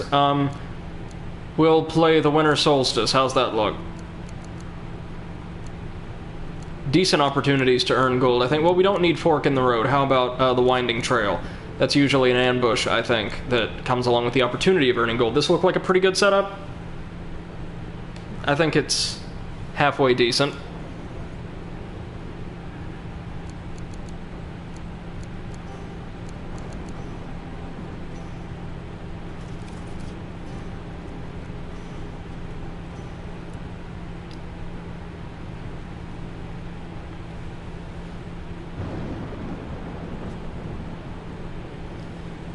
If there are no objections, we'll begin in 3, 2, 1. Here goes the Hierophant. In better times, it would have been my card here, the guardian of knowledge and the protector of the gates of life and death. Now Callus sits that throne, and miscreants assume the position. The Mulberry Inn. With Malaclipse's encouragement, what's a few murders in the grand scheme of things? You find yourself sat opposite the opulently dressed leader of the Thieves Guild, or one of the leaders. It's a shadowy organization. He takes a sip of wine and leans back to savor the taste. I am scheduled to be assassinated. The new assassin has been determined, and so the tale begins. I believe the suspect is one of my own. With subtle nods, he indicates a bearded man, a woman with red hair, and a man with gray eyes. Borden, Rowena, and Grendon, my 3 personal silencers. One of them left me this note, I'm sure.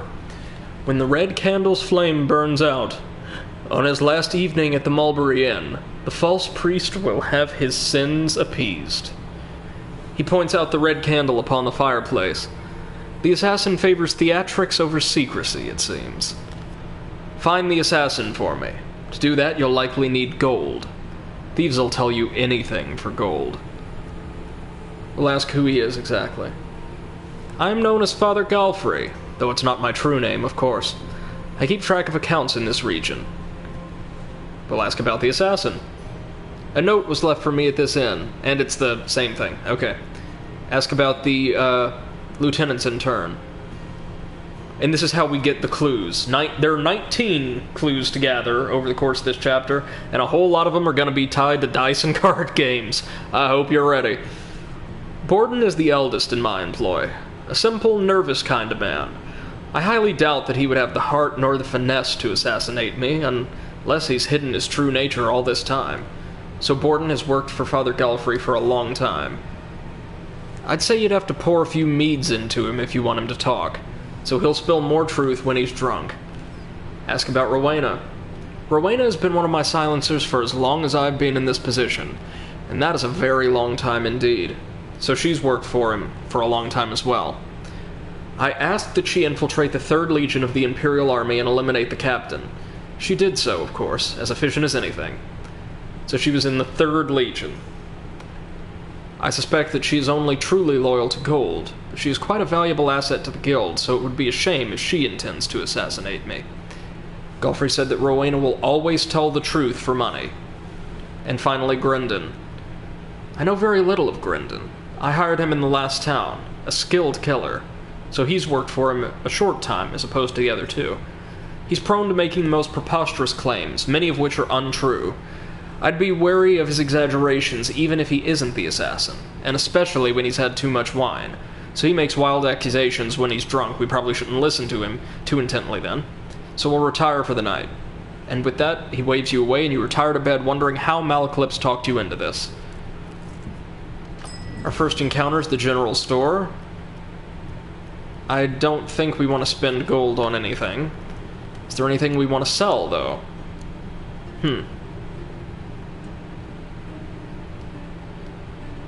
I suppose we don't really need the soldier's sword, given what's going on here. And in this chapter, every little bit of gold helps. And we'll leave. It's the old maiden. We will ask for gold. 20 gold in this case. Helpful. A game of chance or Berta's betting house. This is an interesting little event.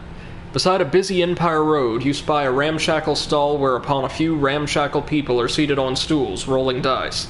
You approach the stall, and behind the table is a little girl practicing on a poorly tuned violin. Beside her waits a squat lady clad in a flowery apron. "Welcome! Have a seat. Do try the spice cakes. I just baked them this morning." The grizzled, toothless gentleman beside you chuckles. "Don't trust her. She'll distract you with that beautiful face." We're gonna go ahead and play dice since Kolbjorn helps us out here. And we'll bet 15 gold, why not? Remember, Poppet, it's double or nothing. Berta hands you 3 well-worn dice. If your third roll is the highest, you'll win enough to buy your sweetheart something from the market. Ooh, that's nasty. Now for our second roll.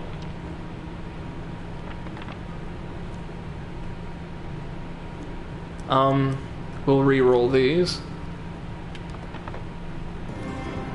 There we go. This is our last roll. We may need to use Kolbjorn's ability here. Yeah, we probably will. No, we beat it. By God. We beat it. Congratulations, dear. You've won 30 gold, with your original bet of 15 gold. Let's play again. This time we'll just bet 5 gold, because we've already got quite a bit. 11. We can manage that. 12. Okay, we can probably do 12. And so we do 13. Congratulations, dear, you've won 10 gold. So another 5.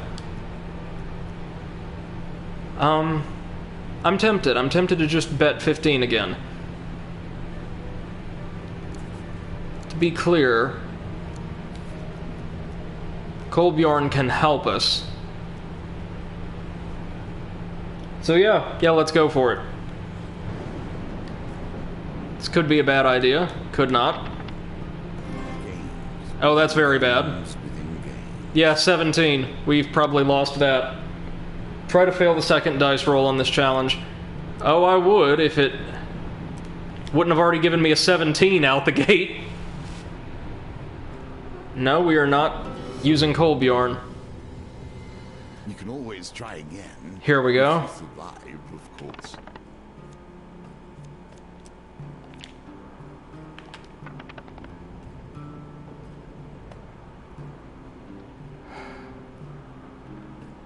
No, we just lost the money.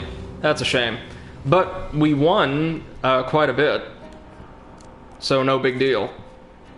Once again, we return to the inn, seeking clues to save a life. When we look into memories, so many things are left unsaid and clouded.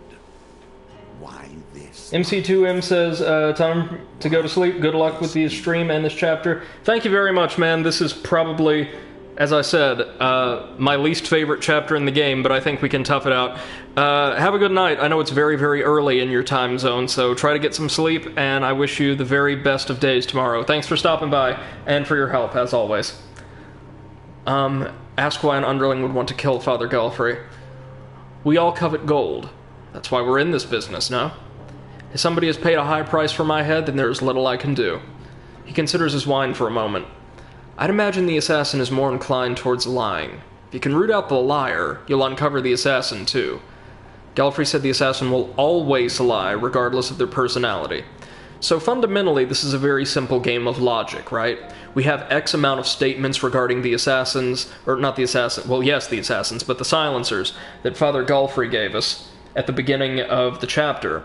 And as we interact with each of the 3 silencers, we'll have the opportunity to compare their statements, provided we can coax it out of them. That's where the dice games come in. With, the dice games and the gold, I should say. With, Father Galfrey's statements. Let's start off by going with Borden. The guy who has been with Father Galfrey for a long time and tends to loosen up when he's drunk. Borden is going to pick up some lamps from Shipwreck Port that have been let's say, repossessed from their owners. You note the meeting point on your map and retire for the night. Here you are, helping thieves challenge thieves, without a thought for their ultimate victims. So now we've got to get as much money as we can. The Elder's Gift. The potential of cards based around fame. If you can force them from your deck and into your hands, you can begin to exploit their power. Raiders have destroyed our village, the Elder explains in a hushed voice. They were searching for this. He draws a weapon from his cloak and hands it to you.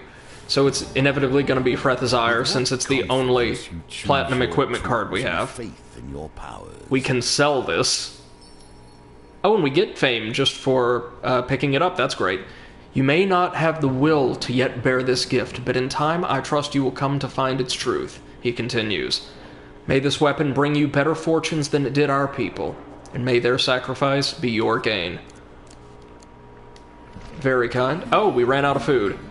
That's, unfortunate.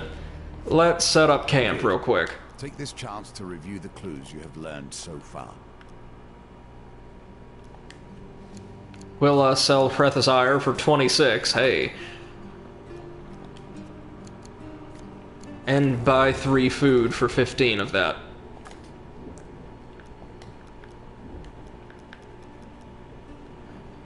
And we will break camp.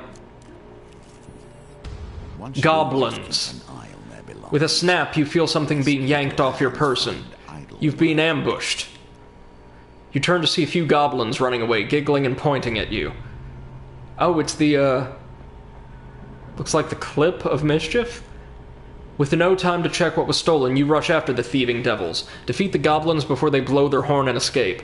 This is an old classic harkening back to, I think, traditional beat-em-ups like Golden Axe.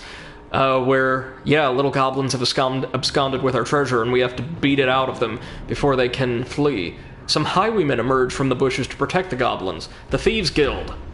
A lot of them, too. Yikes. We can do this, though, y'all. We just have to go after the goblins first, dodging the thieves' attacks as we go.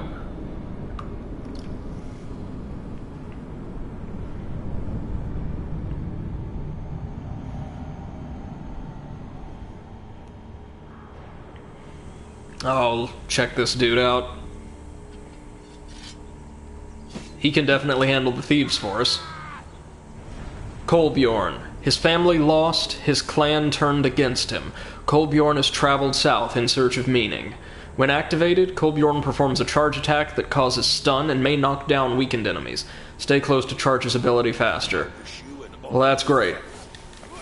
We gotta go after these beautiful tricorn-wearing goblins first.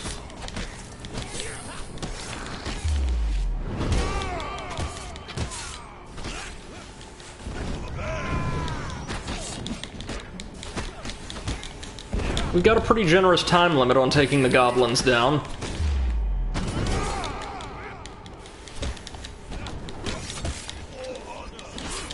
Oh, we got Kolbjorn back on his feet just as soon as they took him down. That's great.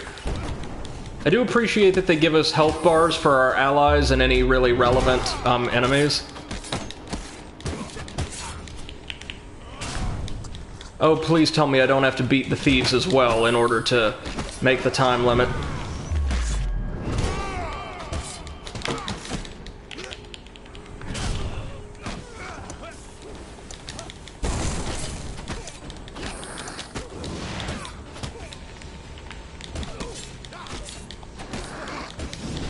I hope not. We'll see. Got him.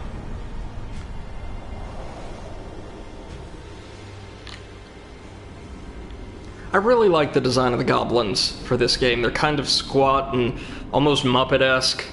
Kind of like the lizards from the first game. Very cute. Good, we got him. We take back our brigand's blades from the unconscious goblin.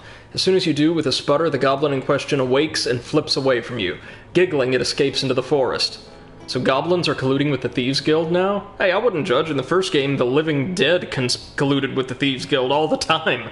With the thugs defeated, we search their bodies and get some equipment. The Gambler's Jewel, which adds +2 to our final score during dice games. Yes please. Just for interest, what does the Lord's Diadem do? Defeat corrupted enemies to cause like a AoE stun. Reduce the speed of pendulum gambits. Huh. Interesting, but situationally useful. I'll take the Gambler's Jewel. And we got some food. Excellent. Oh, the burning building. You hear shouting up ahead. As you make your way down the cobbled street, you see lights flickering on the road in front of you. As you approach, you see a building, flames and smoke billowing out of its upper room windows. A crowd is formed outside, passing buckets of water between one another to temper the blaze. As you push your way through the crowd, you see a woman frantically pleading to the villagers. Please help! My family is in there. Anyone? Please help! We'll brave the fire ourselves. Oh dear. Got him. Through a haze of smoke, you find the woman's youngest daughter crying under a bed.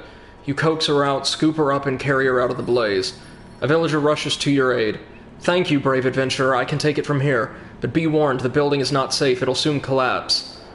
The woman embraces her child, then turns to you once more. My husband, did you see my husband? He's still in there, please, please help. Meaning we've got to do it again, with increased difficulty. Oh, shoot. Just a general failure, which is not great, but I think we'll have another try.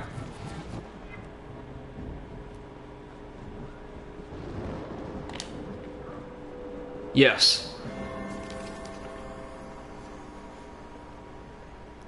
You find the woman's son attempting to find his way out through the smoke and flames.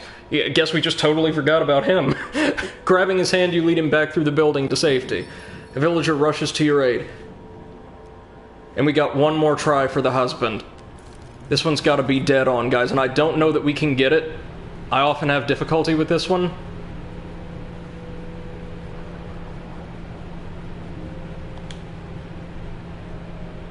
We got it, though! Hey, first try! Right on. So we saved the entire family. Slumped in the corner of a room, you find the woman's husband. You put his arm over your shoulder and quickly make your way out of the inferno. As you emerge, the woman and her children rush to the man's side and embrace him. Thank you, adventurer. You have saved my family from certain death, the woman says. Well done. Meaning we have earned the token. While our possessions have been destroyed and we will never be able to repay you, know that we shall speak of your deeds here today for as long as we all shall live. So plenty of fame. Again, I'll take it. Now we need to go do this job with the, drink-loving silencer. I have little love for them, less still for the criminal guilds that fill the cities these days. Bankers, thieves, assassins, merchants, kings. Each tries to use their power to control those around them. You travel to Shipwreck Port by wagon. You ride in relative silence until Borden turns to you and asks quite seriously, "What do you think of the boss?"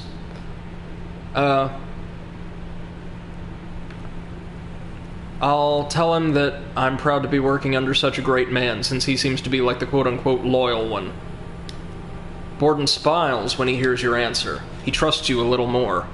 At the port, you are approached by a pirate bearing a load of stolen lamps. Borden goes to give him a sack of gold, presumably payment. The unusually pale pirate shakes his head.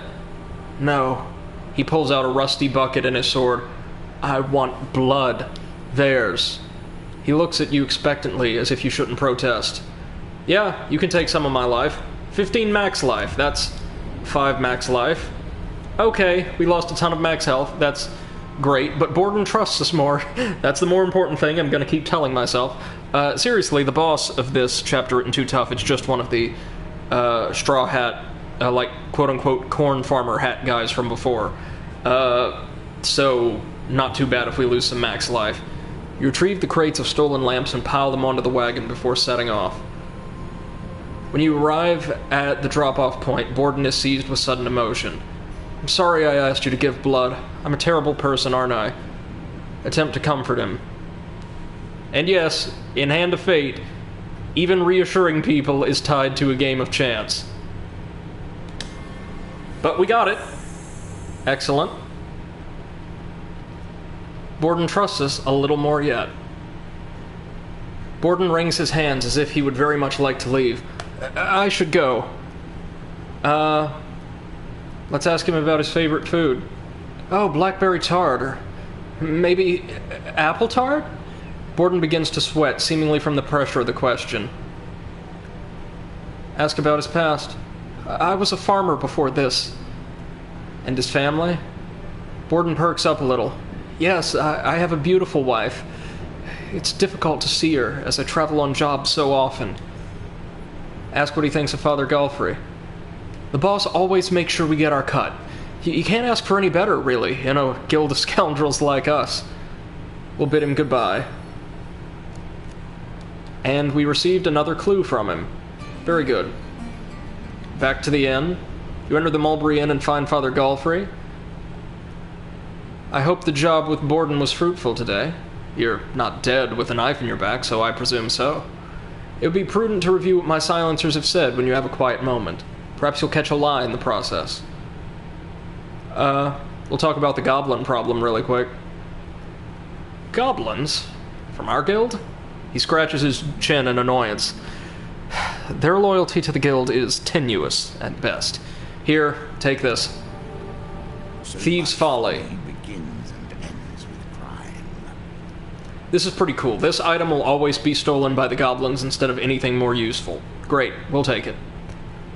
Funny bunch, goblins. So tomorrow we'll go with Rowena. We'll get the chance, obviously, to quote-unquote bond with each of them. Rowena has been tasked with kidnapping the child of Lady Fielding as they journey to the capital. Oh, fun times. So she's going to be over there. And this time we may want to review everything we've been told about the silencer before beginning their mission. Oh, a general store here.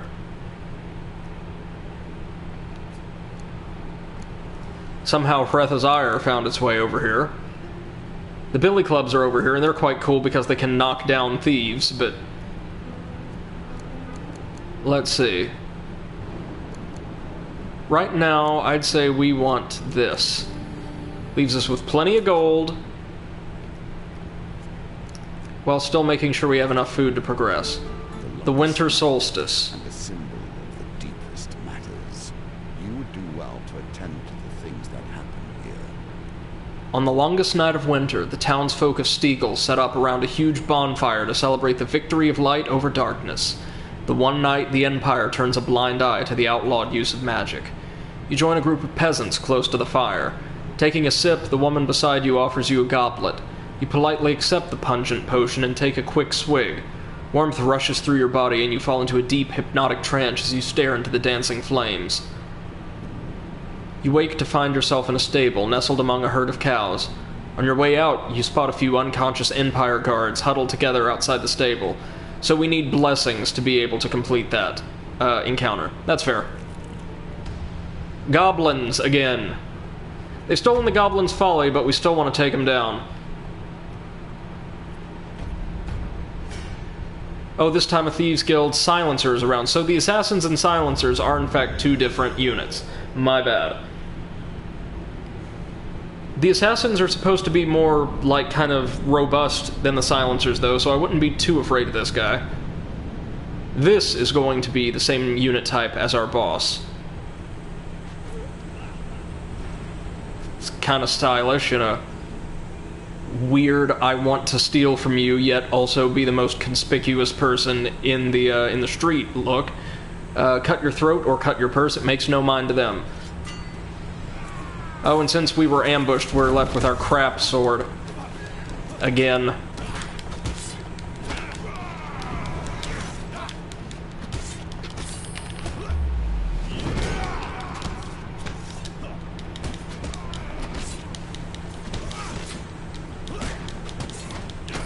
I'll get to the other goblin shortly.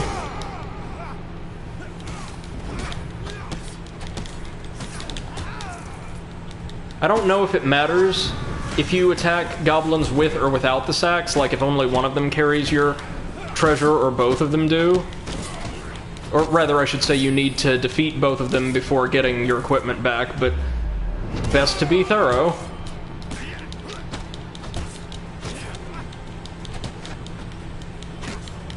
Pretty fancy little dodge. Yeah, I like the silencers pretty well.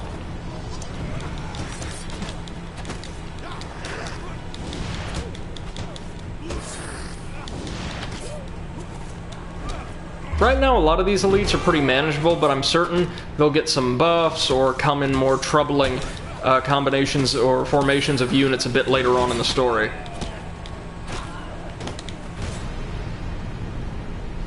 I will say that they're not too bad. Probably the easiest elites to take down are the, I'm actually going to say the Empire Musketeers.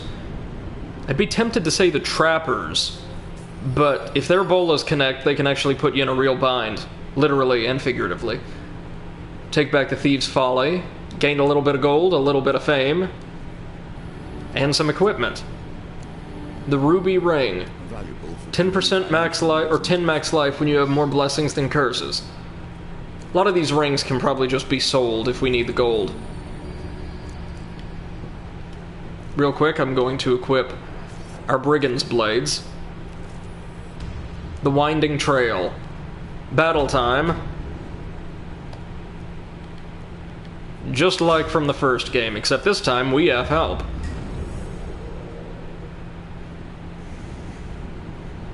This should be relatively straightforward. Is this going to be our... Yeah, it is going to be our first time seeing the Brigand's Blades in action, because last time we had, I think, just standard Outlaw Blades or something, and yeah, these are the exact knives, I think, that the thugs wield. Nice. A sharp knife quickly applied under cover of night has long been the tool of footpads and criminals.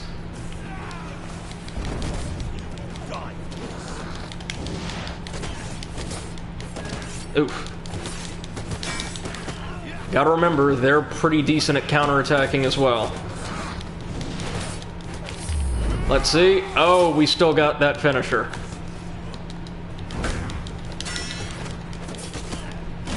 I love the dual knife finisher. Or I should say this dual knife finisher. I'm certain there are several.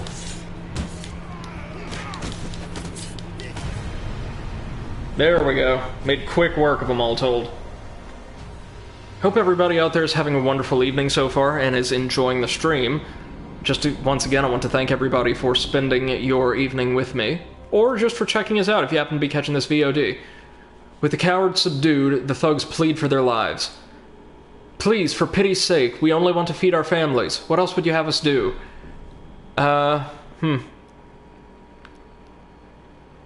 I may really need the gold, but tell you what. I'm going to, just this once, give them 10 gold and let them go free, because we can sell a couple of these rings to make up the weight. Thank you, adventurer, from all of us and our families. We'll spread word of your forgiveness and generosity. Your kind deeds will not be forgotten. I was kind of hoping we'd get a blessing or something out of it, but alright. So we're going to go to camp to sell.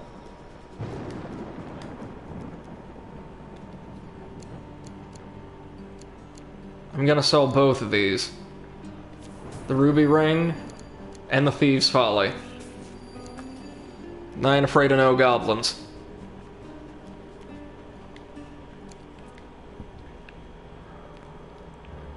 Now, real quick, we do want to go back to the inn really quickly to review clues.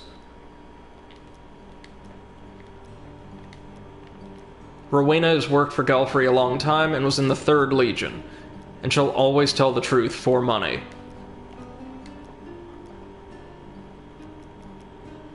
Once more, we're going to see what he said about Borden.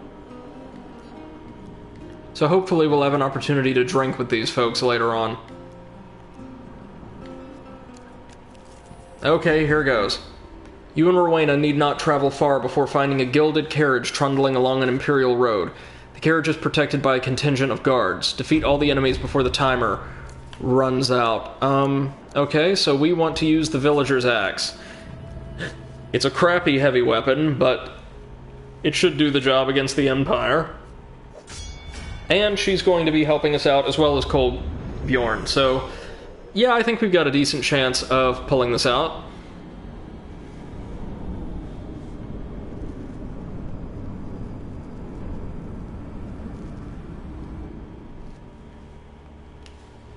Oh, look at that thing. Just a pitiful looking weapon, yeah? Oh, and we got 90 seconds.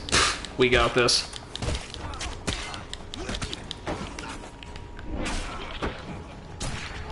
Ooh, look at that finisher. Beautiful.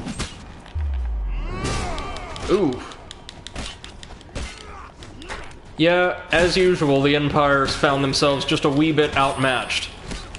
I really like their design. It's very evocative of like an archetypical British Imperial uniform. But I'm afraid neat little aesthetics aren't going to save you in this game.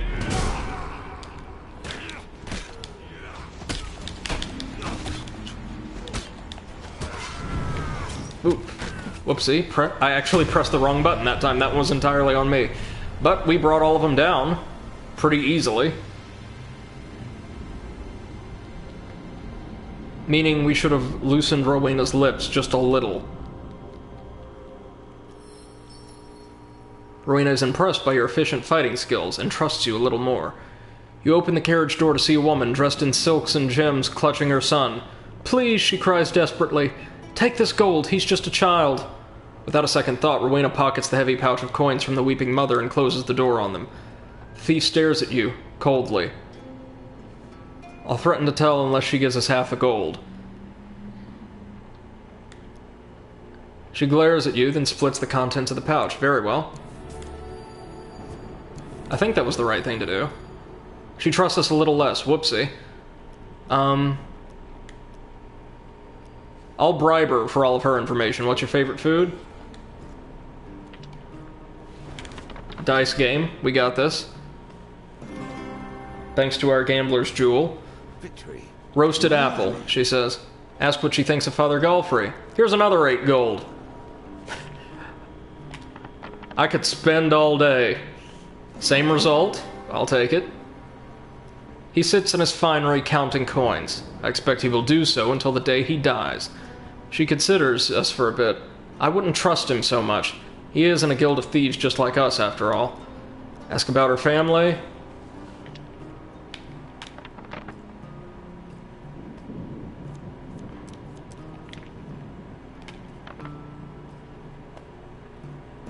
Not getting great rolls, but thankfully we've got enough buffs to help us out. I have family in the capital and don't talk to them. This should be where we get to the good stuff. About her past. Namely about that posting with the Legion. She was in the 3rd Legion of the Empire and killed her captain. That lines up. Okay. We've got one more assassin to work with. For once, Father Galfrey is merely sitting and staring silently at his papers, the quill stationary in his hand. Tomorrow evening I may die. For the briefest moment, fatigue crosses his face. Father Galfrey appears all at once very old. I hope you will know who the assassin is before then. Ask why he trusts us. He looks at us sadly. Even if you were to steal the ring from my hand, you could never truly be a part of this guild. No, you don't have the heart for it. We'll go on a job with Grendon. I've told Grendon to stake out the castle by Morammer Lake for any movement, out or in. The lady of the castle owes us a considerable debt. And so his mission will be right over there. The Pauper Plague. Whether I take it personally, these purges of the corrupt, indeed I do. How could I not? Yeah, now that he mentions it, it looks like the wounds on the dealer's body may be tied to the corruption. You can kind of see bits of the stone jutting out of his face and around his elbow. Interesting. The town crier announces the Empire seeks mercenaries to join. We've done this before. A simple battle against the plague in exchange for some gold. We'll keep our heavy axe for this. So far, it seems like Rowena is legit. Because she told the truth regarding her past, and I think Father Galfrey said, regardless of personality, the thief's always going to lie. So we need to find a contradiction somewhere in here, and I think we get an opportunity to drink with all of them before we have to name our suspect.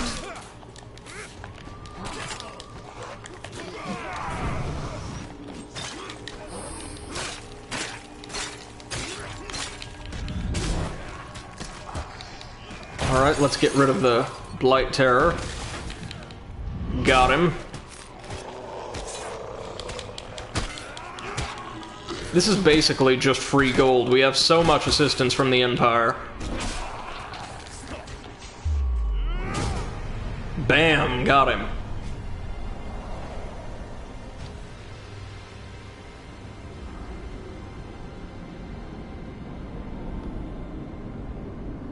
We're almost at the end of this chapter. As I said, it's not a terribly long one. We get fame and some more gold. Quite a healthy little purse, too. The goblins, once again. We've been ambushed, meaning we've got to fight them with this damn heavy weapon. This might actually be kind of difficult. Up against another unit of silencers and some anarchists. How's everybody been doing through this ongoing lockdown? I'm doing okay. I got a visit from my folks earlier today. They brought some supplies, including like nigh on $100 worth of Chinese takeout to eat over the next couple days. So I'm gonna be doing alright. I got some honey garlic chicken waiting for me just as soon as this stream's over. Oh, look at the little cigars in their mouths. They're adorable. I love these guys. There will ever be a place for small hands and quick wits. Defeat goblins quickly to avoid losing your items for good. Thieves attack more frequently while goblins are alive to protect the spoils.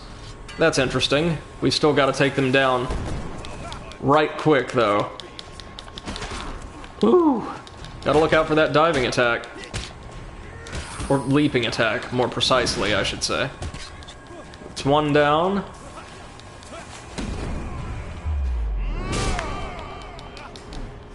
Oh, and look, if you damage the one with the sack, he'll even drop coins. Just chasing him down is gonna be the difficult part. There we go. Got him.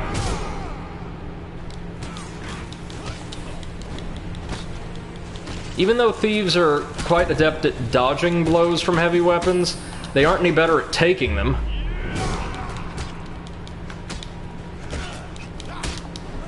We can't riposte them, which is a bit of a pain, but they're still not that durable. Woo! See, that lower max health hasn't really bothered us at all so far, has it? We're doing A-okay. If he says it often enough, it will be true. And down he goes.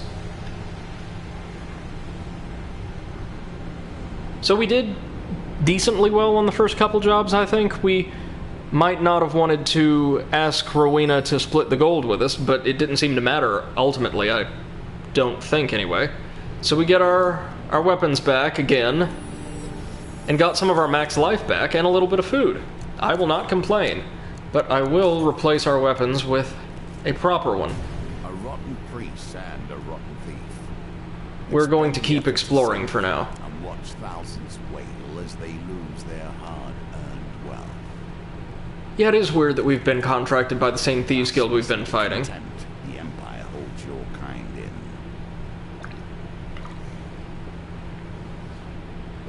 Oh, I remember this one. A careless comment in an Imperial tavern gains you some unwanted attention. A soldier pushes through the throng. Though merely a corporal, you sense his eagerness to prove himself.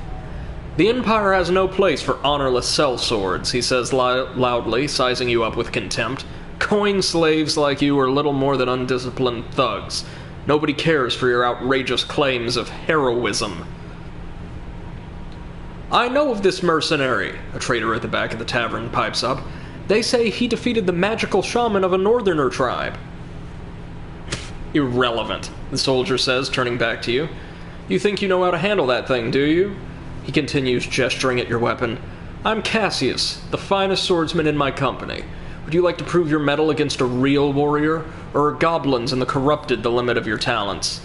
Well, I mean, that's just insulting. I'm gonna fight him even with my light weapons, I don't care. I'll accept the duel. Bring it on, Cassius. We ain't scared, and he looks like he might just be a legionary with some extra health or something. I ain't scared. Oh, he does get a special introduction. Typically, when a card appears that close to the screen during its introduction, it means you're fighting a new unit. Cassius, very drunk. And he's just a standard watchman, yeah. We got this, then. And yeah, he does have a fair amount of extra health, and we win by reducing him to half health. Well, I don't know which boss fight is harder, that or the gnomes. Enough! Your opponent steps back, hands raised. I don't have time for this nonsense. The tavern crowd cheers your victory, and the tales of your battle are told and retold, your prowess growing with each telling.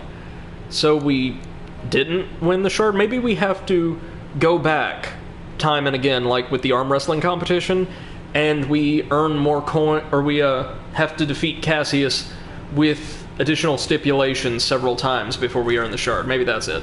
Speaking of, arm wrestling again. Oh, and we have to start from the beginning because we lost last time? That's a shame. Thanks to Torbjorn, or not even thanks to Torbjorn, thanks to the ring, we win and get our little bit of gold. I'll gladly take it. Alright, let's quickly review everything we know about... Real quick, review our mission. Yep.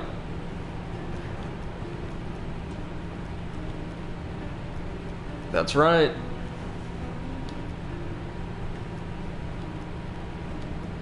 Grendon has worked for Father Golfrey for a short time and makes crazy, unsubstantiated accusations when he's drunk.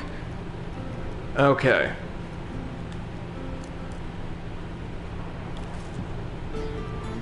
With a shout, Grendon signals your arrival at the castle by Moorhammer Lake.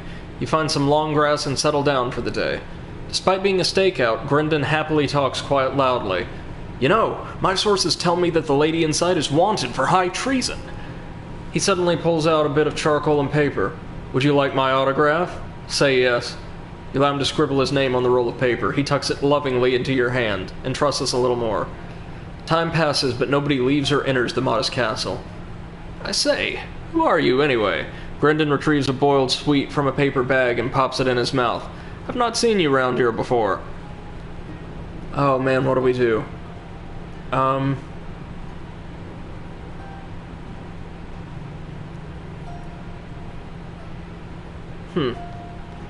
want to say...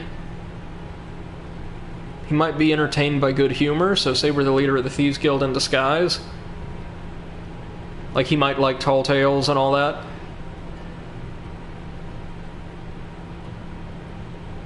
Oh man. No, I'll go and say we're a new recruit. Oh really? I heard we didn't need any more recruits. That we're struggling to feed the mouths we have already. He squints at us suspiciously, stroking his head. Tell me, what'd you do to get recruited?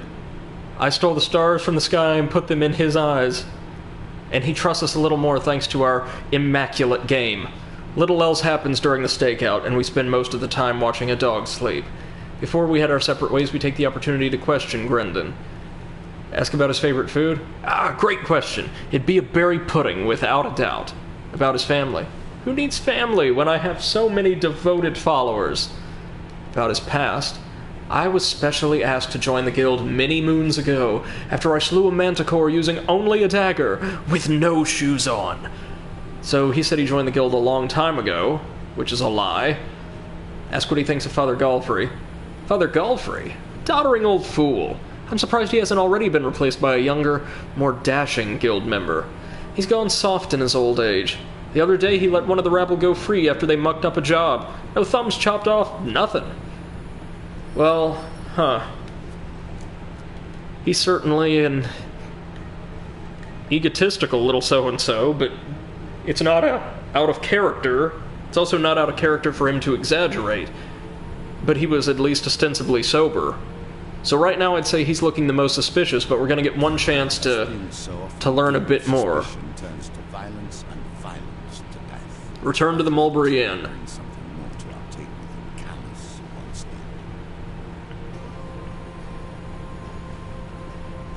You find Father Galfrey at his usual place next to the fire.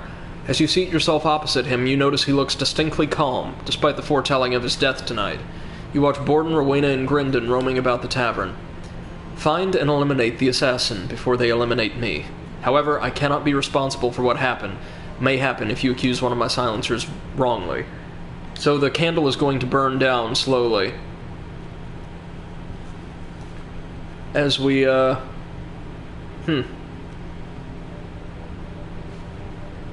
We're going to talk to Father Galfrey really quickly.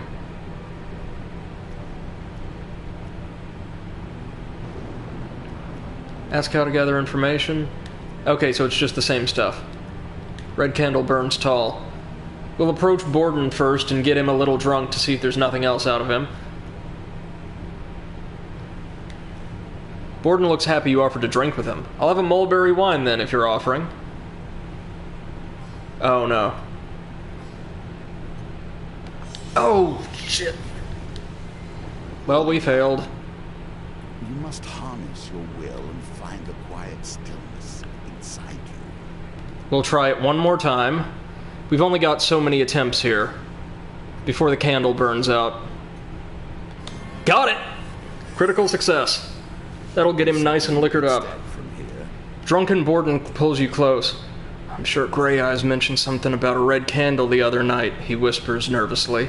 Said Grindon was talking about a red candle. Let's bribe him for some information.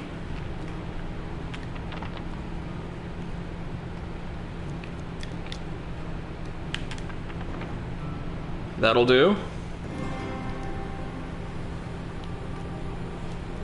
The gray-eyed fellow only began working several days ago. I'm not sure what his story is. Of all of us, I would suspect him the most. So he's telling the truth. That's correct. Let's get his 10 gold piece of info.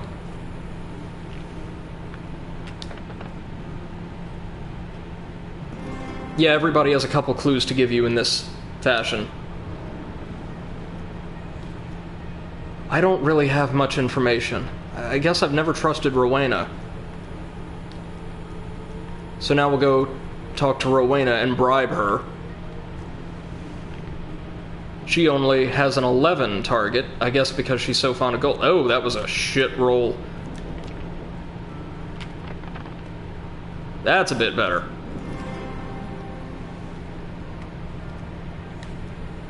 You're looking for the one with the gray eyes. So she just straight up said it was Grindon. Let's ask for a little more. Back to the bones. I hope you have learned Good. to be their master. So if they're both pointing towards Grindon, that should mean that he's the silencer. There's no way that if only the thief consistently lies, only the assassin consistently lies, and the other two are of a like mind regarding a particular thing, and seem to be consistently truthful in all their accounts, then all we have to do is, accuse Grindon. But I'd like to catch him in at least one more lie. They wear a hidden wrist dagger, she said. Let's try drinking with her, really quickly. Oh, she doesn't drink. Okay. Let's go talk to Grindon. Yes, I heard about the assassination threat from my own channels. Grindon adjusts his hat. I'm very well respected in this guild, you know. Let's see what he has to say for 10 gold. Thank God we have all these buffs. Some of these rolls are terrible. There we go, just got it. Whew. A win here sets the tone. I saw Borden looking very suspicious the other night. He must be the culprit. Doubtful. Red candle appears shorter. We've got enough time to get a couple more clues. That'll do. Come to think of it, the soothsayer told me not to trust the color red. And Rowena has red hair. Grindon claps his hands as if that settled the matter. We'll try drinking with him to get one of his ridiculous accusations out. Just so we can say we acquired all the clues. Borden murdered his wife, you know. Sold her to the desert nomads. Hurry now. The moment is almost All here. right. Make your decision. Real quick, let's review all our clues. Yep. Mm-hmm.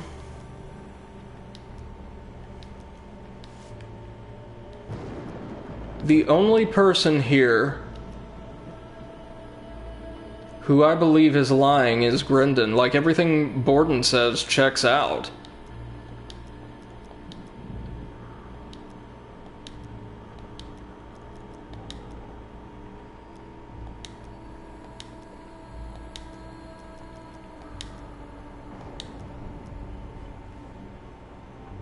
Alright. It's gotta be Grindon. Let's talk to Father Galfrey one last time. Ask about the wrist daggers. Only Borden doesn't have one.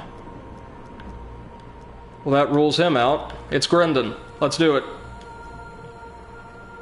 You draw your weapon and point it carefully at him. "Ah, to hell with you," he hisses. We uncovered the assassin, we did it correctly, meaning we take Grindon and his minions down. Very easy, since we've basically already done this encounter several times on this chapter. And we get a nice, neat, additional token. That's about as smoothly as a Hierophant run ever could go, I believe. We got tons and tons of gold. Spent tons and tons of gold and still have some to spare.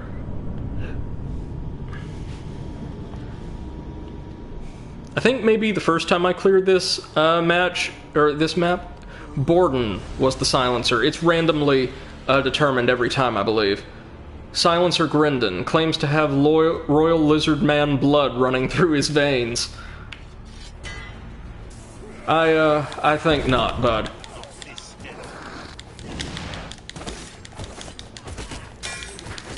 There we go. Ooh. One of them actually hit me. Nasty business, that.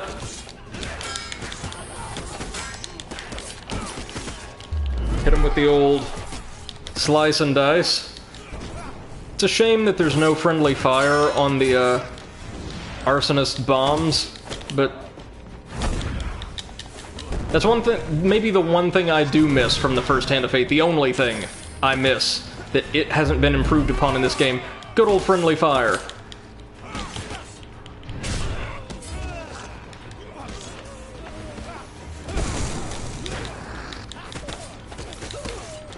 Whew. Okay, now the two of us can take Grindon all by his lonesome easily. Oh, look at that damage, would you? And we can stun him. And that's game over, kids. And he flops like a wet noodle onto the floor. Well, that was the, probably my least favorite chapter, at least in my initial run. Made quite easy work of this time round. As the violence subsides, you realize that Father Galfrey is standing next to you, eyeing Grindon's body glibly. Such a shame. He looks up at you. Now to balance accounts. You took every precaution, and I owe you a great debt. Let me show you how to pick a fool with a heavy purse from a crowd, and then you, my friend. He takes a ring from his hand and places it on you. Will never be wanting for gold. More cards, more choices. For surviving our foray into the Thieves Guild, we unlock the Borrow Burrow, which I think is the card that will eventually lead us to our Goblin Companion, the Fallen Treasure, the Soothsayer, the Trading House, and Dark Alleys, as well as the Cry of Victory, Thieves' Folly, Mask of Holy Fortunes, and Sacrificial Blades. For exploring the land, our supplies have been added to. Beginning with additional gold or a little bit of health, could be useful, and the Merchant's Ring, a returning item from the first game. And finally, for saving Father Galfrey and finding all the clues, we earn the Dealing with Thieves Platinum card and Berta's Betting House. Great if we need some gold. As well as the Light of Truth, Father Galfrey's ring, I believe. We have unlocked the Bitter Winter encounter, I believe, for saving everybody in the burning building. And our new companion is hidden in the Borrow Burrow, so we unlocked a special variant of it. Very good, very good.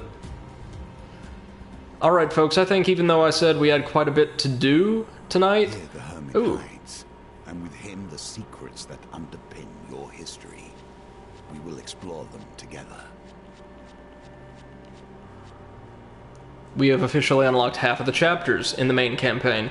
But, I said we were going to do the Lovers and the Chariot tonight, but considering how long in particular our journey through the Emperor was, I think I may do the Lovers, this absolutely fantastic comic relief quest line I mentioned earlier, and call it there for the night.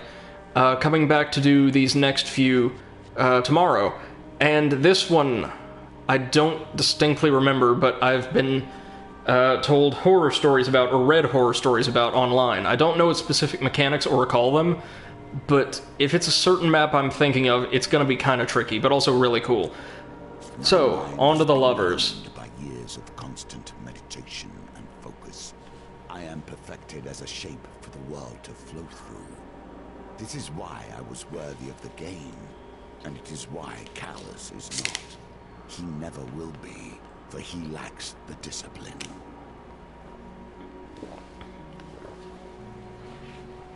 So, it's time to keep our potato-loving pal Oswin safe from his murderous lover. If he's with us, Oswin will eat one food every single step we take if he's injured, so we have a vested interest in keeping him nice and healthy. He's going to appear in battle alongside us as a one of toil, so a basic farmer. Kind of squishy, we're going to have to protect him. Apparently there will be lots of opportunities to get artifacts here, and we're actually going to see the return of a faction from the first game in the form of the Court of Skulls, reappearing as Oswin's lover's minions. So an army of skeletons that are, if I recall, just as frail as they were in the first game, but every bit as much fun to take on. So we want to start off with the Soldier's Sword and Warrior's Axe? Maybe.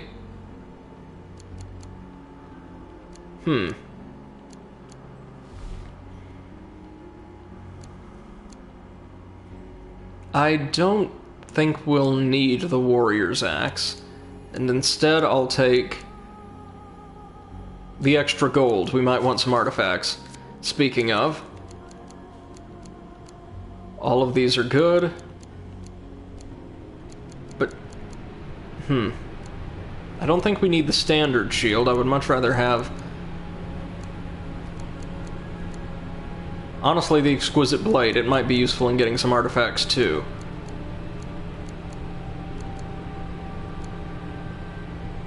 And we definitely want the Gambler's Jewel, no matter what. So we might actually ditch the Valiant Aegis and replace it with the Gambler's Jewel. Finally, our encounter deck. Temple Prayers, that's good. Bridge Skirmish, good. Tarts, Pies, and Exotic Lies, I don't think so. The Gnomish Exchange. I like the gnomes, so we'll keep it. Borrow Burrow, the variant that allows us to unlock our new buddy. The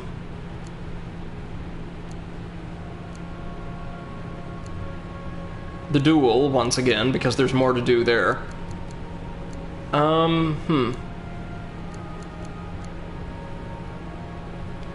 We may not need Dark Alleys just yet. And instead, I might want to take in,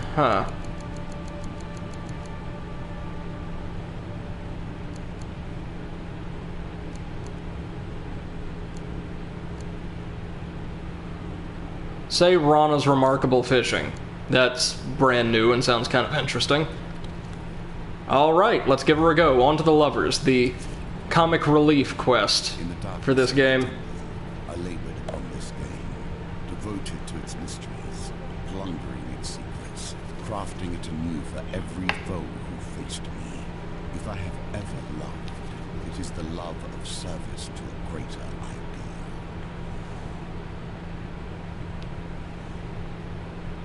And that was how we fell in love. In retrospect, the potatoes had nothing to do with it. I merely wished to speak of their starchy beauty. 3 moons ago, you came into the company of Oswin the potato farmer. He'd grabbed your arm and explained that his beloved wanted to send him to the final death so that they could be together in eternity. His desperate eyes, and the promise of his family's magical sword, convinced you to accompany him. Now you walk the road to his village, where he claims that he will be safe from his dearest sweet potato.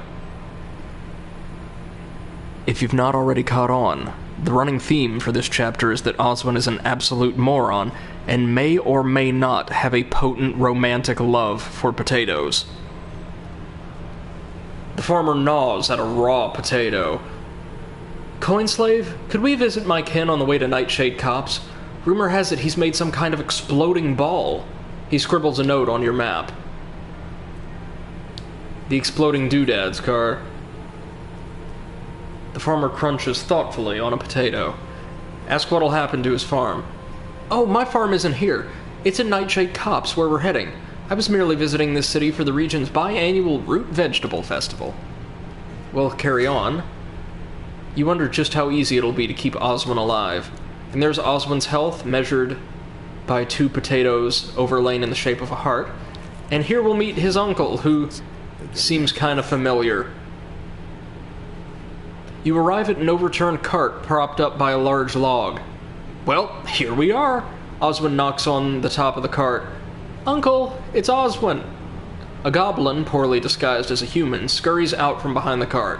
You note no surprise on either Oswin nor the goblin's face. Oswin, my boy, have you come to see my exploding doodads? And before anyone can agree or protest, the goblin pulls a lit bomb from his robe and flings it into the forest. The bomb explodes spectacularly against a boulder. You there! The goblin squints up at you. Watch out for monsters. This forest is simply rife with them. He taps his staff upon the ground, and undead begin to crawl from a swirling portal. Ah, it's the skulls once again. How I've missed them. The goblin gives you a genial smile as he places a bomb in your hands. He pats Oswin on the arm, then jumps into the portal with a little whoop. And we've earned the Holy Hand Grenade, the Holy Purification. Now, for, I think, not this map, but this encounter alone, we have infinite uses of it, and we will get to keep it with a limited number of uses, I believe, through the rest of the map. The portal closes, leaving you surrounded by the walking dead, holding a bomb, and with Potato Farmer at your side. Well, time to learn how to use artifacts.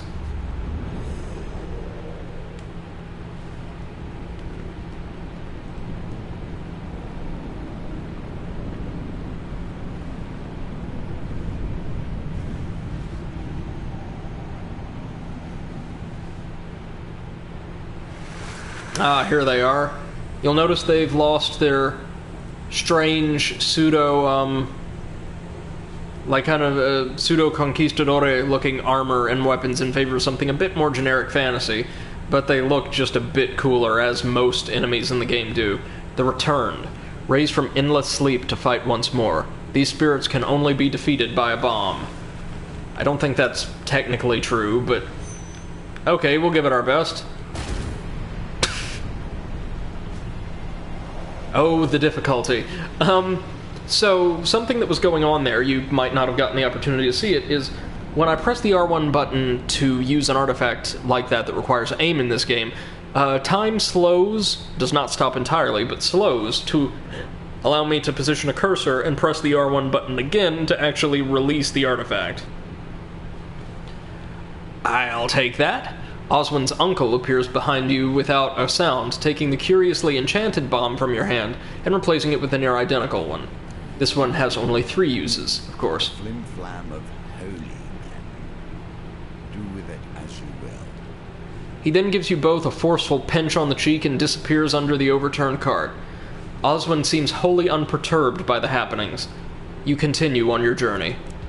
Not the most reliable. And this'll happen often. You wake one night to the sound of Oswin's muffled screams. The undead surround the potato farmer.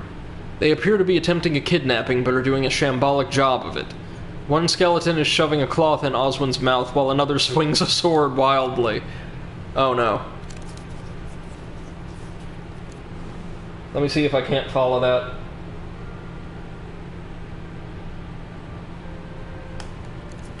Yay! Got it! You quickly rise to your feet and draw your weapon. Just a simple 5 of skulls. Now, I could blow them up, I could, but I think instead I'm going to fight them normally. I don't believe you actually need a holy hand grenade to destroy them. It's just a little bit faster that way. And they have that low HP we associate with this Court of Skulls. They can reanimate, but what of it?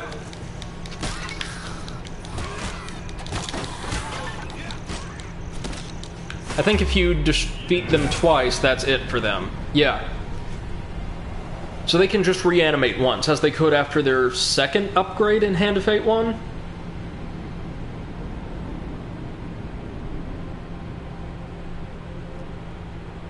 You rummage through the bones for anything of use. Equipment? Hey. The sacrificial blades. Deal additional damage to the undead.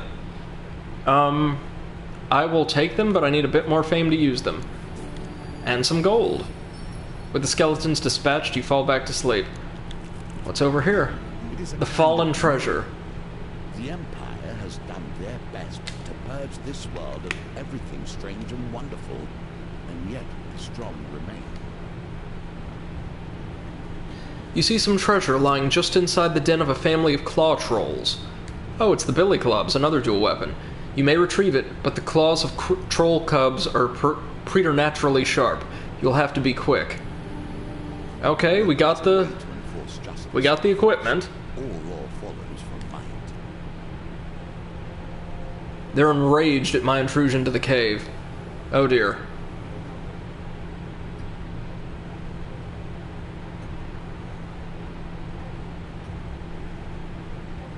I may or may not get this one.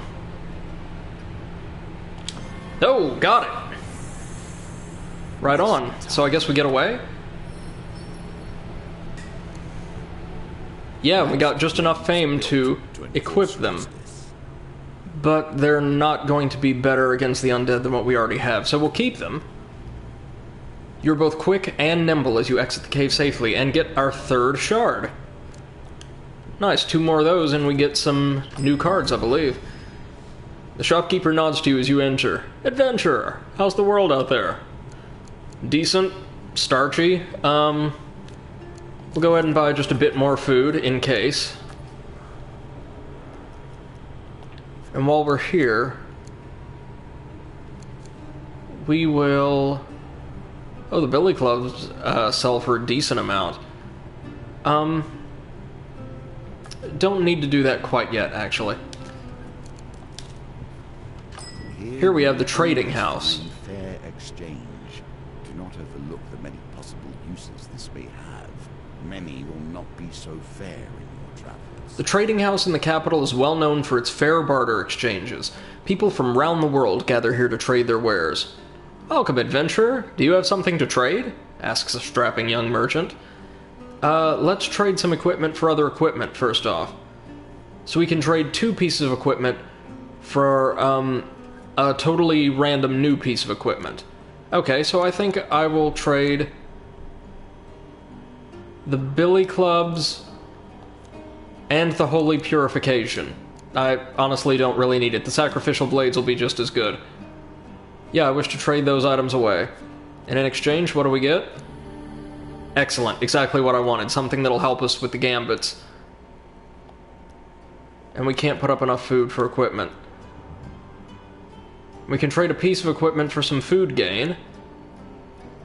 You know what? I might actually trade our sword. Because I think if you proceed with 2 transactions on this card, you get the token. Which is what we want.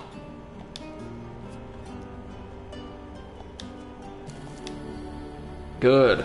Now we'll be down to our crappy weapons, but we did get the token and should be able to purchase something halfway decent at camp. Stop and see what Oswin has to say, perhaps.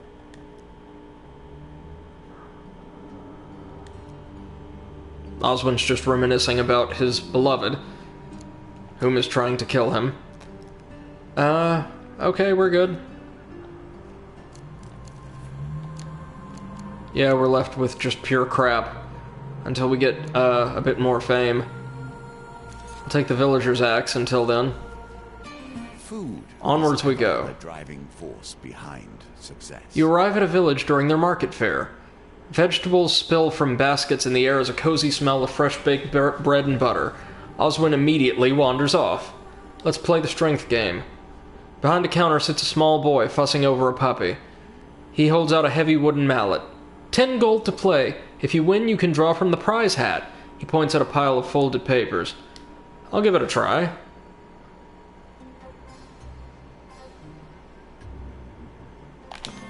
Okay, I'll take a regular success. I'm happy with that. The wooden mallet launches the spring ball upward. Onlookers clap politely as the little boy cheers. You get to draw one thing from the pile. Oh dear. What on earth is that going to be?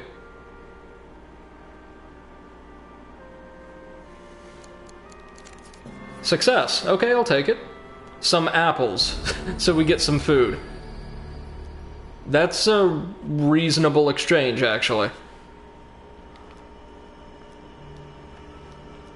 We'll go find Oswin. You spot Oswin trading a fistful of gold for a meager sack of vegetables.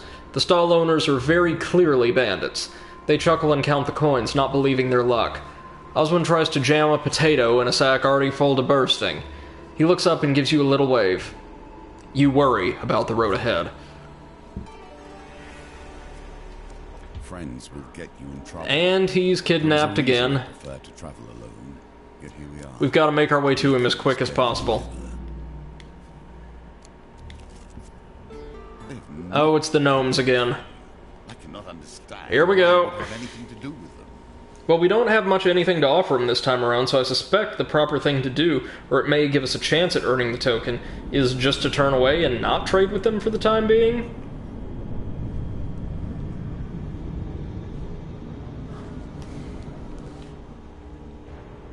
Here we are again. Now they get an introduction every time, which is a little strange.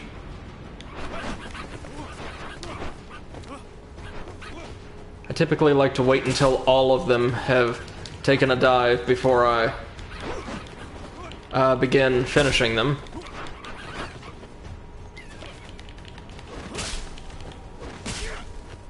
Alright, that's about half of them down.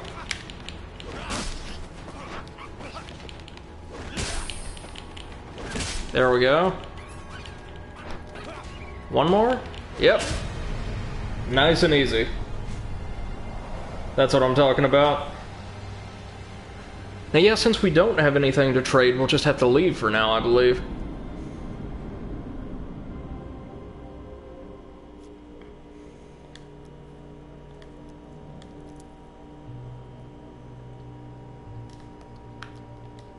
The gnomes quickly retreat into the trees. No. Okay. So maybe we need to give them a ring or something. That's one of the only types of equipment we've not given them. Rana's remarkable fishing. While strolling the docks of Iron Peak, a tattooed woman calls to you from a small fishing sloop.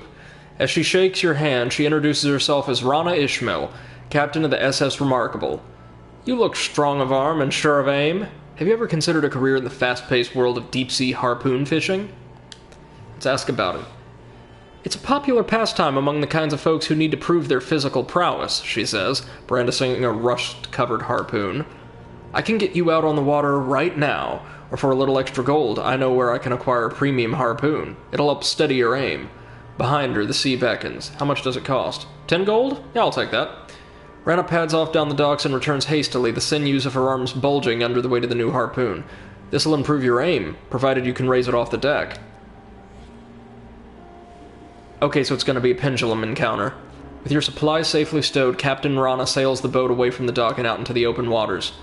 As the shoreline disappears, Rana drops anchor. You need me to tell you how this works? Or are you ready to throw some harpoons around? She puts one arm on your shoulder and points down into the water. We call that the ocean. It's got fish in it. If you throw your harpoon down there and it hits one, I'll pull it up for you. You might want to be careful of the reef wall. If your harpoon ends up in there, you might as well kiss it goodbye. The deeper you go, the bigger the fish, though you can never be too certain what you'll catch. Finally, there's a shipwreck way down there, an old merchant vessel.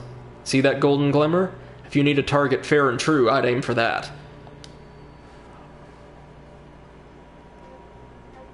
Alright, we got a critical success. It really did move much slower thanks to that Well. elite harpoon. Good.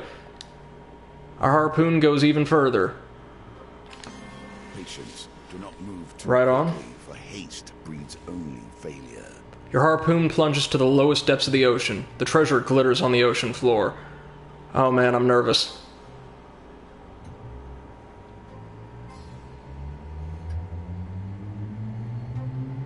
This time it's actually the silver success that's blocking. Whew, just barely. Oh my god, but we made it. Your harpoon buries itself in something solid. Rana hauls your catch up onto the deck. Tool of life and of The Dead Man's Hand. Aim a spell that deals 50 damage to the first enemy it hits. Causes more damage when life is low. Powerful combat item with a limited number of uses, so another artifact. Among the coins and confused sea urchins you spy a curious gauntlet. It hums with arcane powers. You slide it over your hand. And we got our token. Yay! The sun hangs low on the horizon. Rana raises the anchor and says, "Time to return to the docks, and to distribute the sea's bounty. Armed northerners await you on the docks." A burly warrior reeking of fish and salt water points at Rana accusatorially. There she is! The one who stole my father's whaling harpoon. Let's teach her what we do to pirates round these parts. So since we're fighting northerners, we'll take the neglected sword. You draw your weapon and prepare to face your attackers. Yeah, we should definitely help her out. She just got us some kind of magic curse gauntlet. I'm all about that.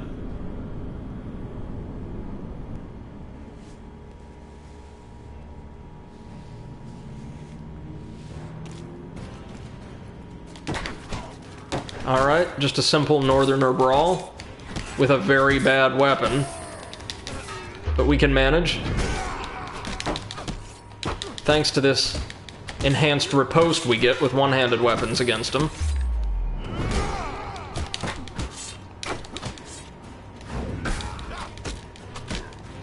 Durable bastards when you're not fighting them with a halfway decent weapon, ain't they?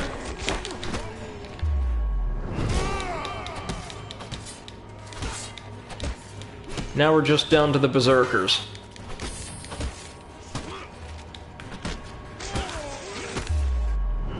Thankfully, when you're performing a finisher or a special move, I don't believe you can be harmed or interrupted by enemies. That's very nice.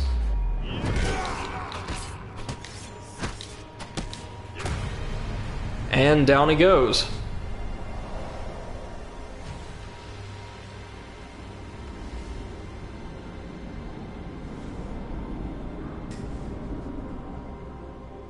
Now we need to make a beeline for poor old Oswin. Nice work protecting the cargo, says Rana as she rolls one of the northerners off the pier. She scoops a pile of gold coins out of the waterlogged treasure chest. Not what I was expecting to haul up, but good enough. Rana gives you a casual salute, a bucket of chum dangling from her arm. If you ever want to go out on the water again, you know where to find me. It was a very nice little encounter. And the general store, once again. Can we buy anything decent? A soldier's sword. You know, it's better than what we got. Might as well. And it's dirt cheap. great heroes bore great swords. Swords of legend and myth. You, of course, have this. Now we've rescued poor old Oswin, who has somehow been captured by bandits this time. You find Oswin surrounded by bandits, swinging his pitchfork wildly and threaten to use their tailbones to till the farm. That is not a great threat. We can take him with the soldier's sword, I think.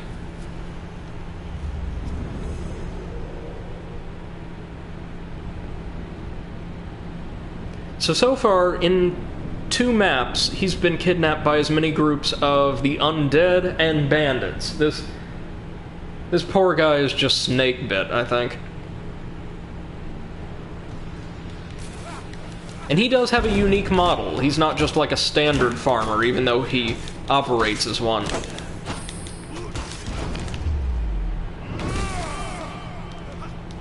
Want to make sure the anarchists can't just focus in on Oswin.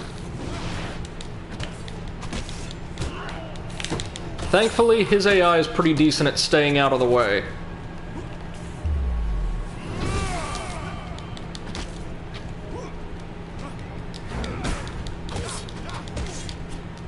Oh no, looks like he might be taking a little bit of damage.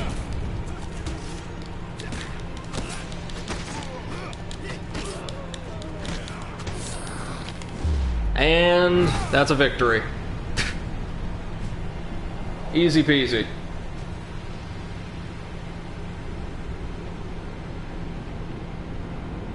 This is a fairly fun, straightforward chapter. The whole idea of protecting Oswin, fighting the undead, and his very frequent abductions are about the only special things we have to put up with here. So we get the Cry of Victory, that it doubles the damage that we and our companions deal for about 8 seconds. That's decent. Or we can get Preth's Ire, which at the very least is expensive. That's a no-brainer. And we get some food. Keep a close eye on the potato farmer. Surely you think he won't get kidnapped again. We can heal him at camp and keep him from just destroying all of our food.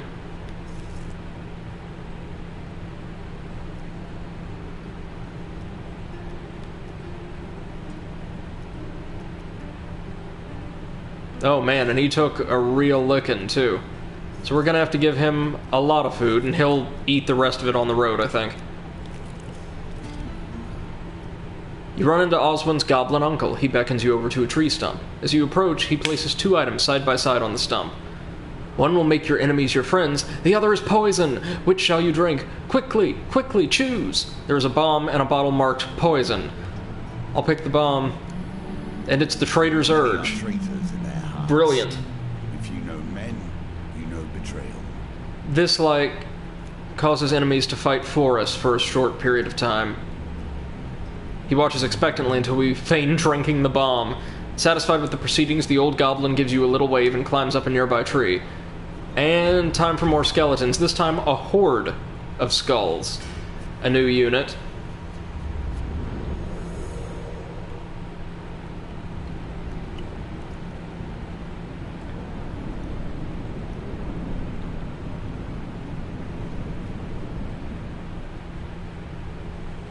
Basically the same units, but with tower shields, I believe?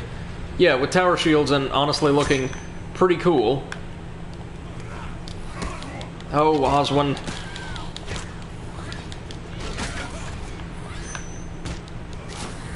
There we go, that hit a couple of them. Thankfully, as I said, the skulls are fragile as they've ever been.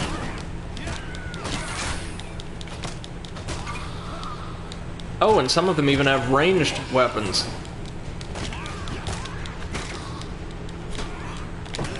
Whew.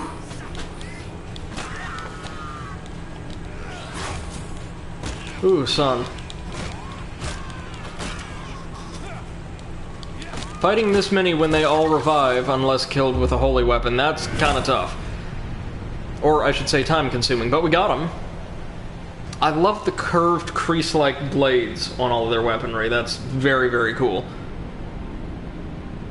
Once again, I hope anybody watching live on Twitch or via VOD is having a good time enjoying the stream. I'm certainly enjoying it. This is probably my favorite chapter we've played tonight. Just had the opportunity to run into a lot of fun encounters, and in this case, a very good encounter. We get to pay for a blessing. What's this? Indomitable will. We cannot starve to death. That's not great for where we're at. Monk's Vitality. Nope. The Beggar's Charm. No. The Gold Zealot. I'll just take the Gambler's Banquet, since food seems to be a little scarce right now. And Oswin has been kidnapped again, or is being kidnapped.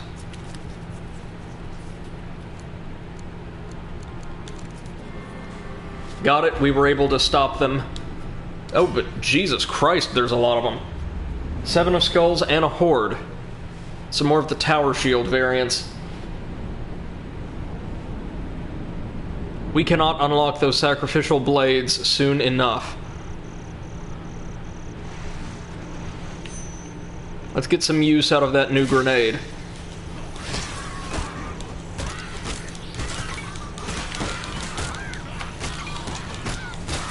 We get to smash up all the ones that aren't working for us the first time.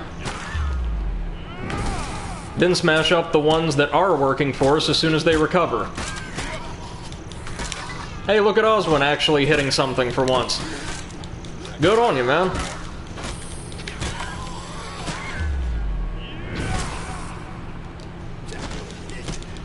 He's gonna take a little bit of damage, meaning he'll consume double the food, but what you gonna do?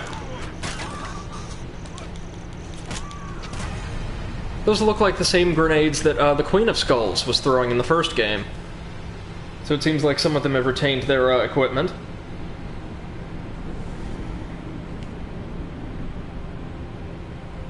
God, I love this game, and we're barely into it, especially considering the endless modes. That's right, modes, plural, different challenges you can take on, and the map maker, I think they called them challenges. Max life, and an additional life potion, and some food. We can finally use the dead man's hand. We get 5 uses of that.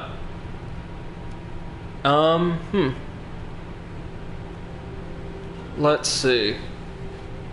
Just hits one enemy, though. I don't think we want this yet.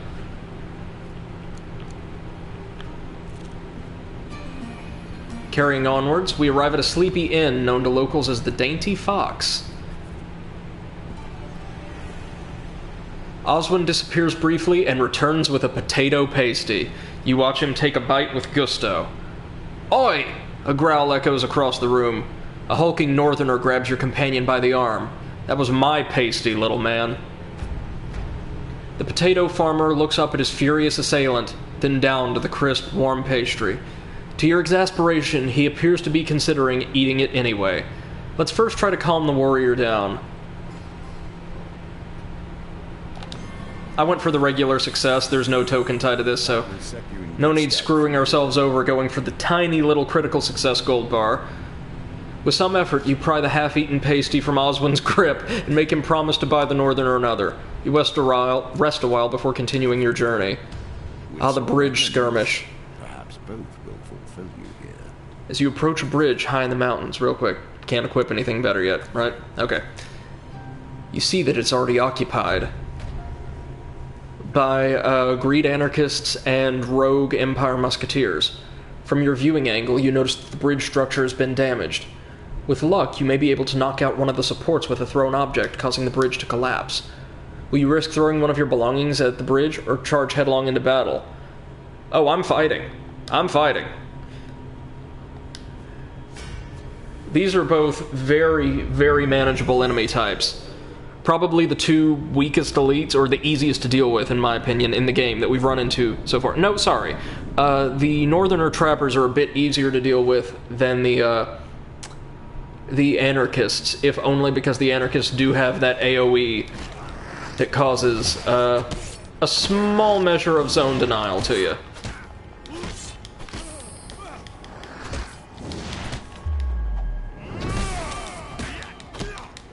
The Musketeers are just kind of straightforward.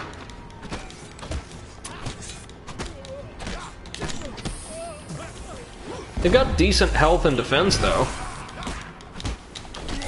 Like most Empire troops.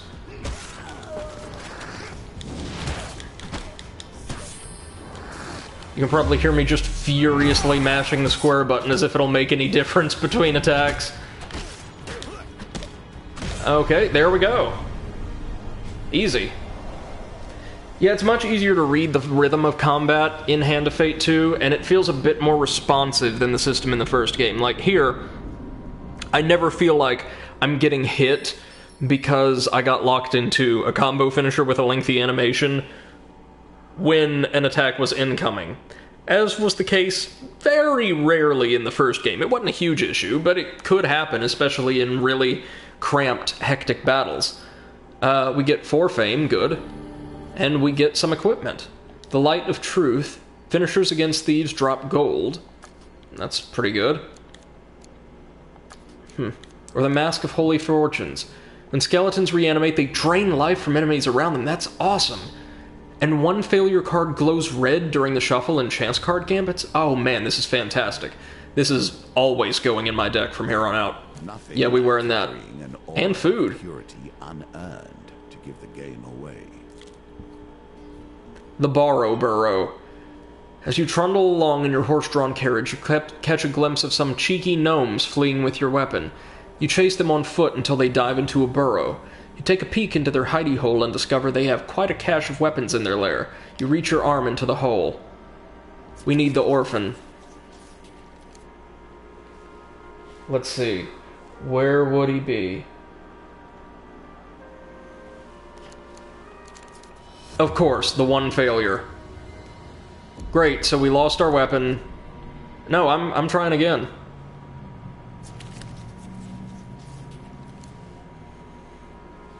Let's see.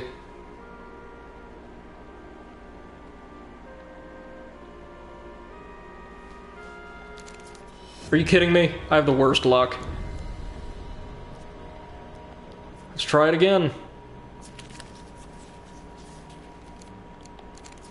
There we go, finally got him. You'll have to forgive my terrible luck with the Montes, kids.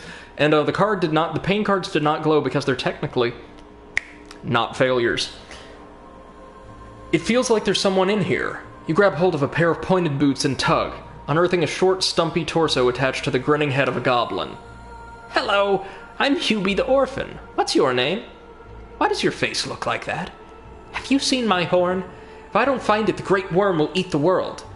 Startled, you lose your grip on the goblin. He lands flat on his back with a strangely heavy thud, then leaps to his feet, unperturbed. Though his face is creased and wrinkled, he seems much younger than the goblins you've met before.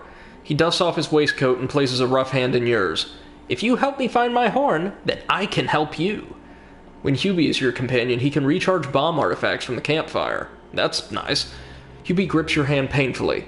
Let's be friends forever, he says. You suppose there's room in your party for him. Even if there wasn't, the young goblin has attached himself to you quite firmly. A goblin, and worse still, a young goblin. Let us hope. And here we go again. Oswin's being abducted again. Let me see, I may or may not get this one right. Oh, damn it. So all we have to do now is catch up with him. No huge deal. So he'll be taking damage steadily until we can rescue him. General store. Nothing we can really afford here.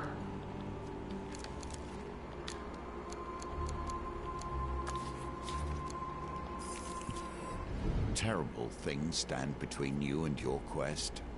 Just more skulls. We got this. I think after this, there's maybe one more leg of the quest, and then we're at the finale. It's not terribly long. And yeah, one thing I appreciate about Hand of Fate 2 is not only does it have more chapters, they are, as you've seen, considerably longer than those in the first game. So you definitely get your money's worth. Whoop. I want to throw my grenade. I don't want you to throw your grenade. Let's see. Probably best to use our last charge of the grenade here, if only because we've got such a crap weapon. I mean, look, it's taking a whole 3 hits to get rid of these skeletons, as opposed to the 2 it normally would. Or no? No, some of them still go down in 2. Whoops. Thankfully, my mask is causing them to, at least I think I'm wearing the mask, I am. It's causing them to drain life from each other as they reanimate. So many of them kind of took care of themselves.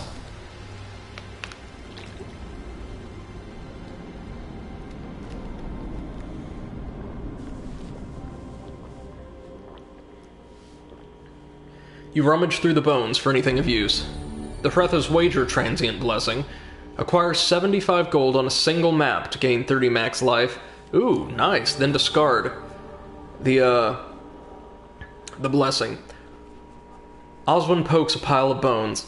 It's quite nice that she'd send all this to get me back. He looks quite pleased for a moment, before remembering that the skeletons were trying to kill him. We can finally use the sacrificial blades, and we shall. You keep a close eye on the potato farmer. Surely you think he won't get kidnapped again. Oh, Oh, we should know how this ends by now. Oh, it's Mr. Lionel again. You run into Oswin's goblin uncle. He beckons you over to a tree stump. He reaches out a wrinkled hand. An artifact, if you will. I'll give him the Trader's Urge, since it's out of uses. He bashes the artifact a few times with his staff, then shakes it vigorously, as if listening for anything amiss. The artifact makes a whirring, rattling sound as he does it. Then, without warning, the old goblin flings the artifact back at you, smacking into your shoulder, and gives us it's been recharged. Lovely. Goodbye, dear one, the old goblin says, bowing deeply. He sits back down on the nearest tree stump and proceeds to pointedly ignore you. Okay. Oh, it's the duel again. While carousing at an Imperial tavern, you suggest that the Emperor's forehead is overly wide. The laughter is cut short by the sound of a tankard breaking on the floor.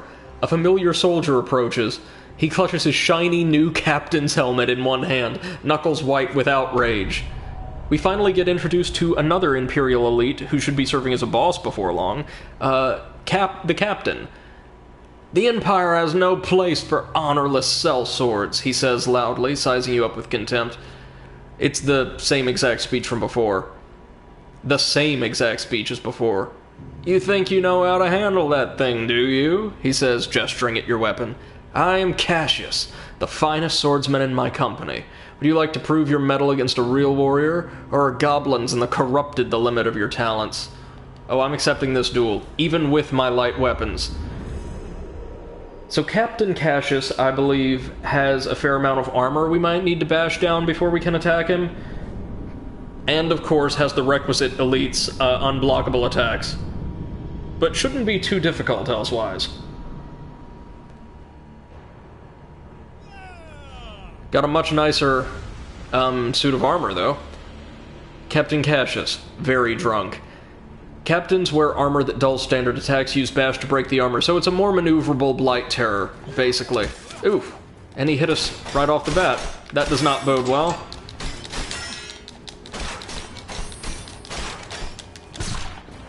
And they have a pistol. Nice. And let's hit him with that special attack. Ooh! A new one for these blades. Very nice. You quite done, Captain Cassius?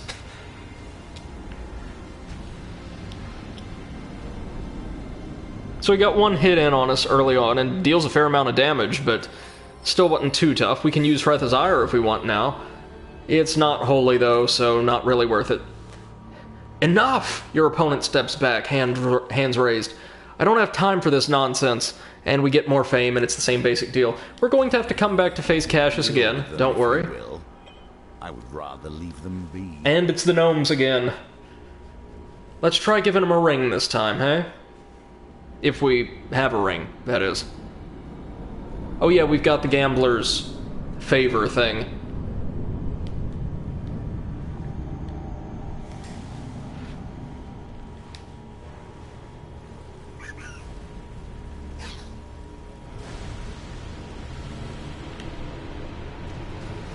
Love the look of our new weapons.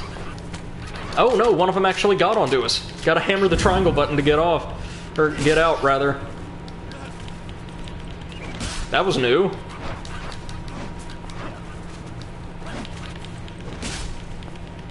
Even still, poor guy didn't deal too much damage.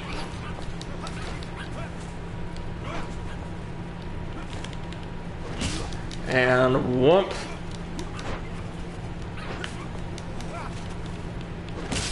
There we go. One more, as always.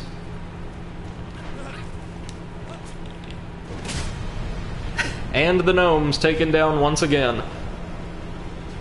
Though notice, they aren't beaten into submission like most of our foes, they simply surrender.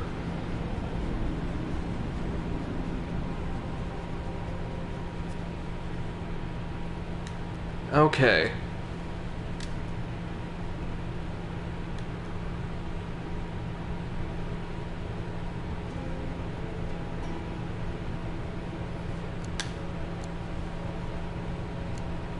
Huh.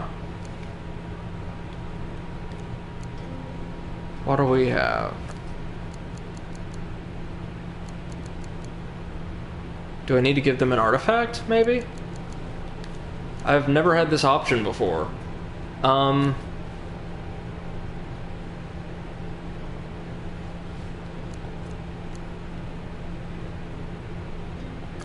let's see. Let's try giving them the dead man's hand. No? Okay, so we can try again. So if we take, say, Frethazire.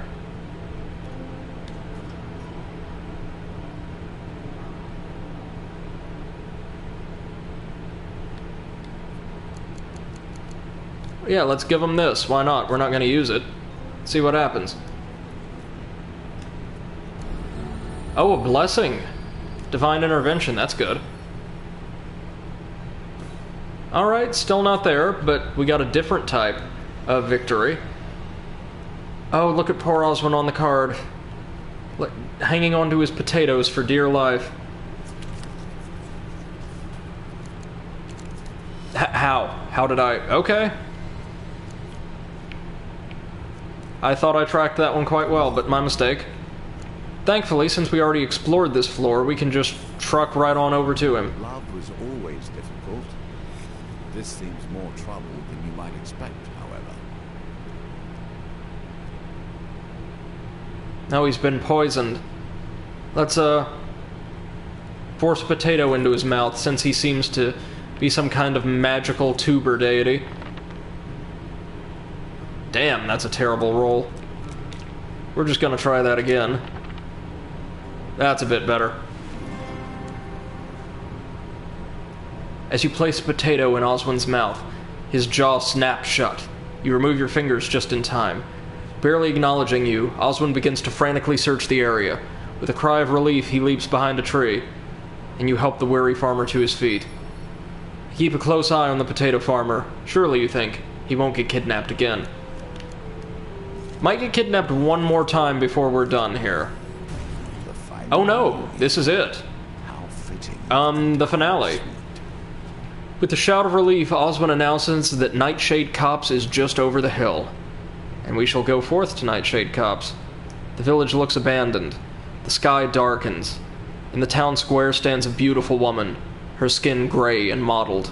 You feel a sudden chill in the air. The woman's voice grates and hisses as if long unused. Dearest Oswin, you have come for me. Entranced, the potato farmer takes a step.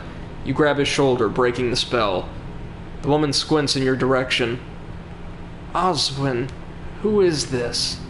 Your companion looks to you, still in a daze. You notice that somehow he is clutching a potato. Oswin grips the potato in both hands. He looks back at his lover in defiance.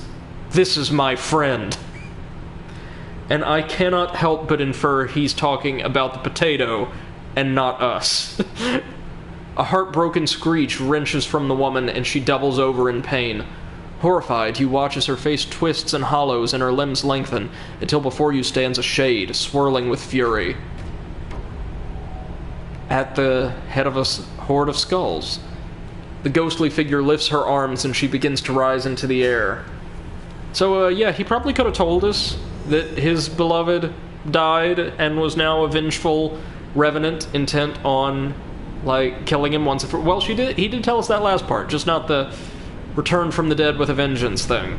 So, yeah, she's going to be our first Skulls boss of this run, and I think the only Skulls boss I encountered, through my initial playthrough. It's the Shade. Oswin's lover is a wraith? Wraiths can drain life with an unavoidable spell. Attack them quickly to stop the effect. So we're gonna do that, but we're also gonna try to break down her horde of skulls so they drain her life as they reanimate. Ooh. Okay, so we need to get in there immediately. She doesn't have the most health in the world, thankfully. And yeah, this holy weapon is just making mincemeat of the skulls.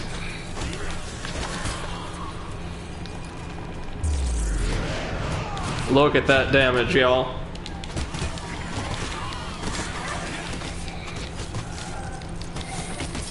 Man, one more just might do it. Oh, no.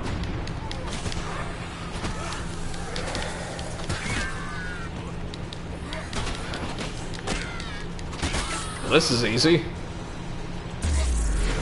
And there we go. After the Hierophant and the Emperor, this is a relatively straightforward and kind of light-hearted chapter. That's why I say it really does kind of exemplify comedic relief in a game like this. Stakes aren't too high. Your standard companion mechanics get replaced with a goofy, useless guy who just gets kind of lugged around and abducted left, right, and center. The Skulls make a reappearance as an enemy faction, but they're extremely ineffectual at this stage. I don't know if they get tougher later on, I'd presume so. Oswin kneels over the body of the Wraith and begins to weep. As a soft rain falls on the village square, you quietly leave the man to his grief. And, ta-da! We did it!